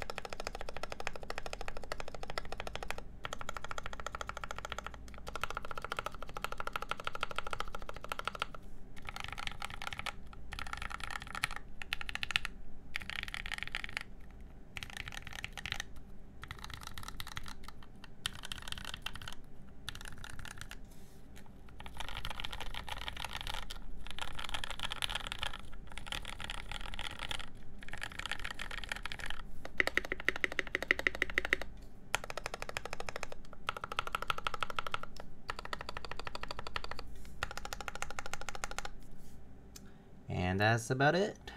That's about it. What stab? Cherry screw-in stabilizers, I believe. Cherry screw-in stabs.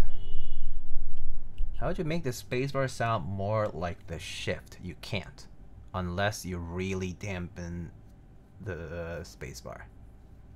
You can't because the spacebar is the spacebar is almost 4 times as long as the shift, so it will be very hard, to be honest.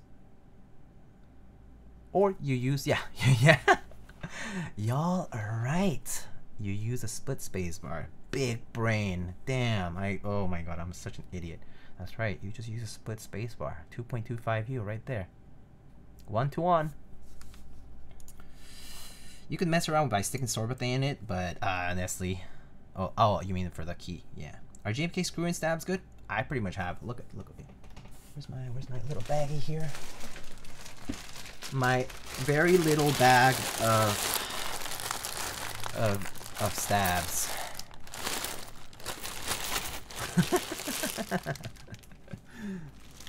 So yeah, I'm not buying new stabs until I run out of these. Yeah, I ran a bulk group buy sort of thing. Ordered like, I think we ordered like maybe over 1,500 stabs, and you know, it was split amongst like me and a couple of other people. Like Nathan, I guess. Nathan was part of that. Are those pre-tools? No, I guess they're with this batch. I found out that they were different from previous batches. So no, they're retooled.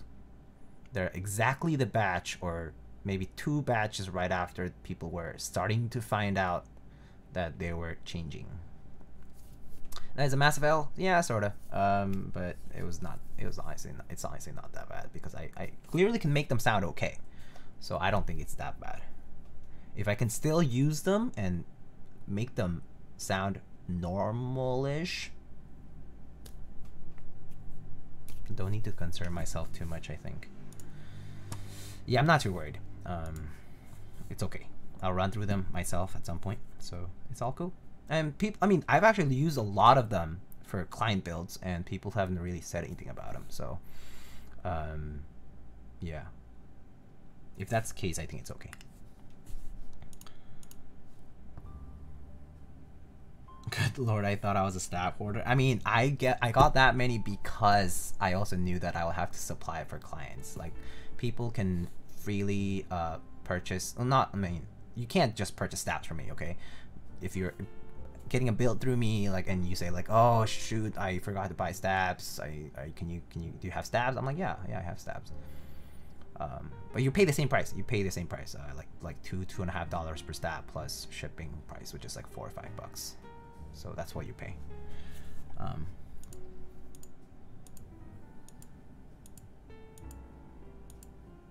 Anyway, can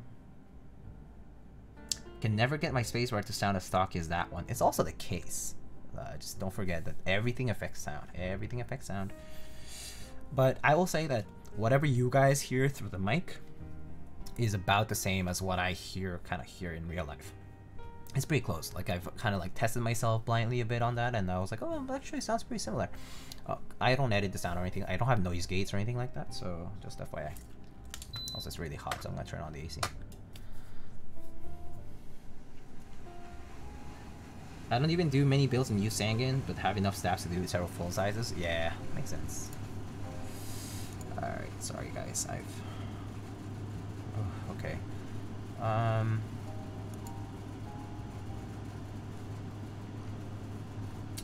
Okay, so y'all have any last minute questions? Ooh, it's already 11:30. I have to be go. All these stabs fell off. Didn't even realize. You guys didn't tell me.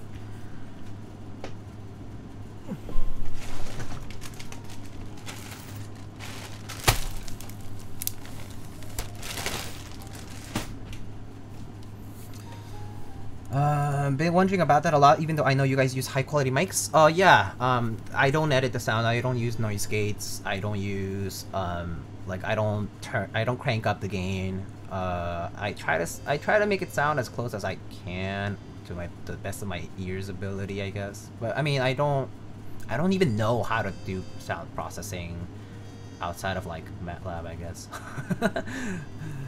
I majored in EE, so I do know like image processing, like audio processing stuff, like signal processing stuff, but that's like in research. I don't know how to do it on like DAW and like software that people use professionally. Any group buys you're in and excited for? Yeah, I'll tell you. I have a few group buys I'm excited about. Oh, if people haven't seen GMK Analog Dreams, someone in Asia already received theirs. Oh, it looks so nice. I'm very excited for that one. Other than that, like recent group buys. Hold up, where's my notes? Where's my notes? I have a notes where I have a lot of the group buys that I'm in. Let's see. I'm excited to get Juby. I should be getting Juby at some point. Juby is the keyboard by Ion Keyboards, Poner. It's a 60% with 2 extra columns on the left. That one I'm very excited about. I'm excited about GMK RGBYK add-on kit because it has R5 and I love R5. I'm a weeb and I'm very excited about GMK Alter. I am also excited about GMK Dracula. Those 2 key sets, yeah.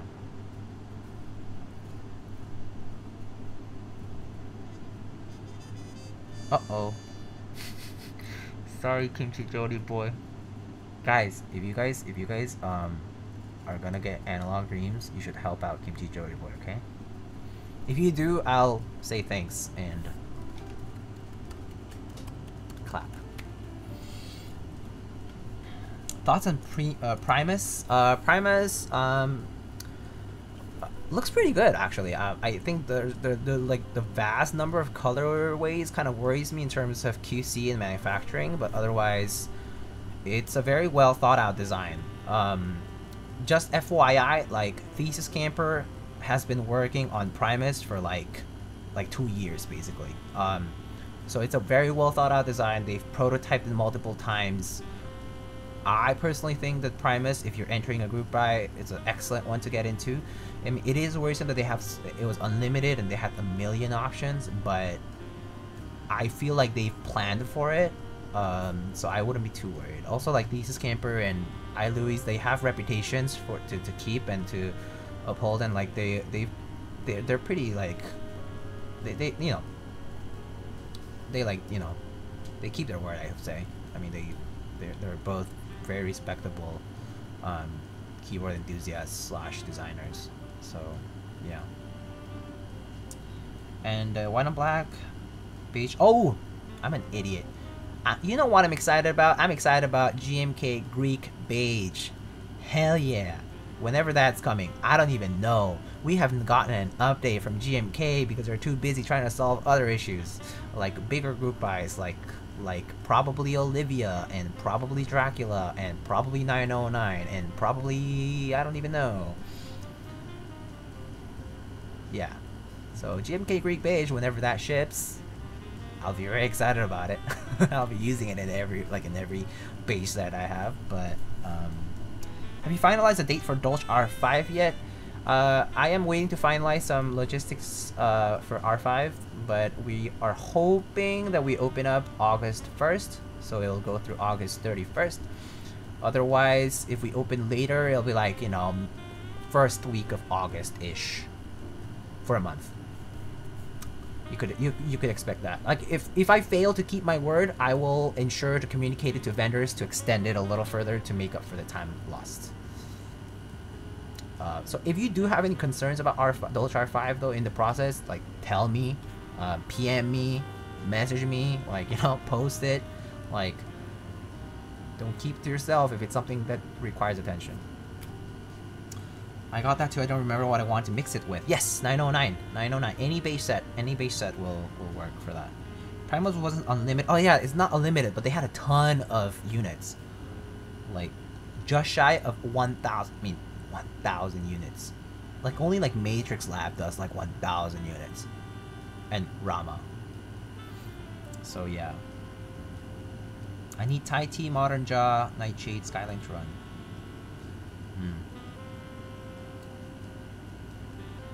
Will you be joining the Think 6.5 group buy? People have asked me this question about like 6-7 times today. No, I am not planning on joining Think 6.5.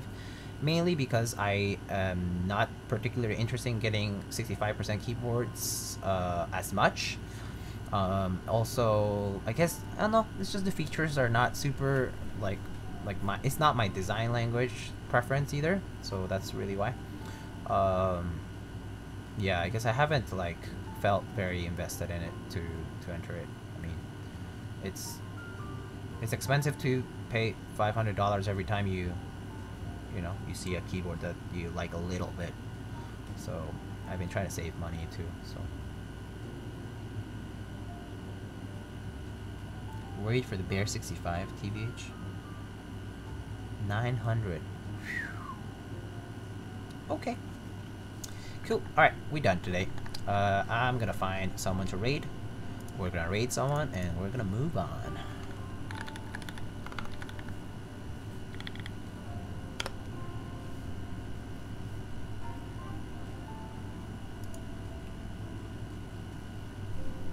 Who is...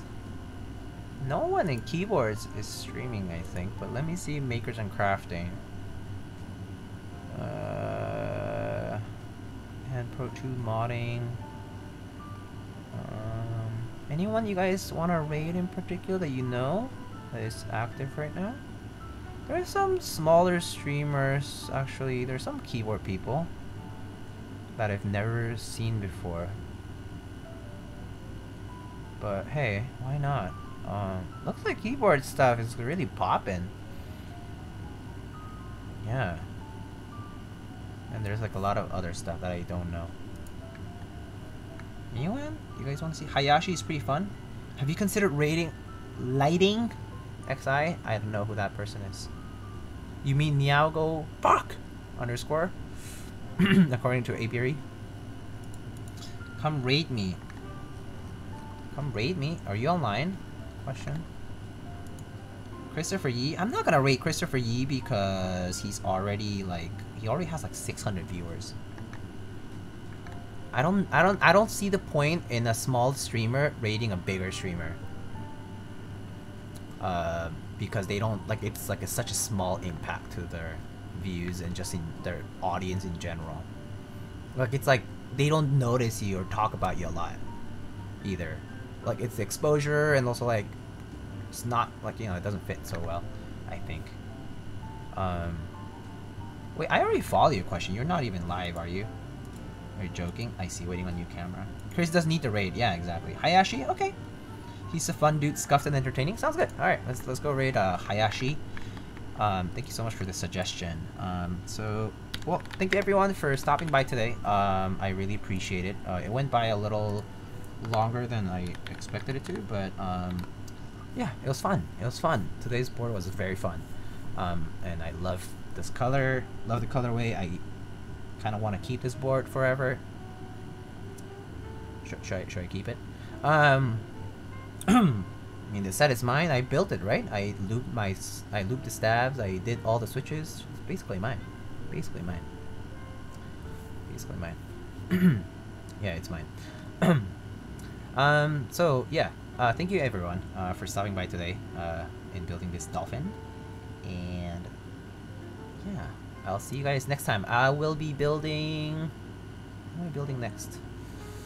I have a few builds. I have at least 2 builds that are pretty much ready to go. I just need to find a time to stream, and there might be maybe 2 or 3 other ones coming soon. I just need like a few parts actually. But yeah, thank you everyone. I'll see you guys next time. Let's go rate Hayashi underscore. What do you guys want to say? I don't have any emotes, but we can just say like lightning raid or something like that. Oh god, I thought of something horrible, but I'm not gonna say it because it's just horrible. Oh yeah, how about that? The fastest man on Earth. The fastest man on Earth. On the Earth. Okay, on the Earth. Has come to raid you. Lightning raid. It's like casting a spell.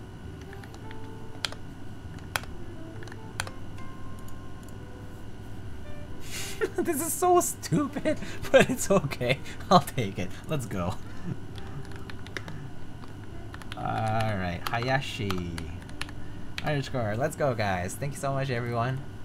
I'll see you next time, okay? Alright, take care. Let's go. 10 more seconds, and we're done. 5, 4, 3, 2, 1, and see ya, guys.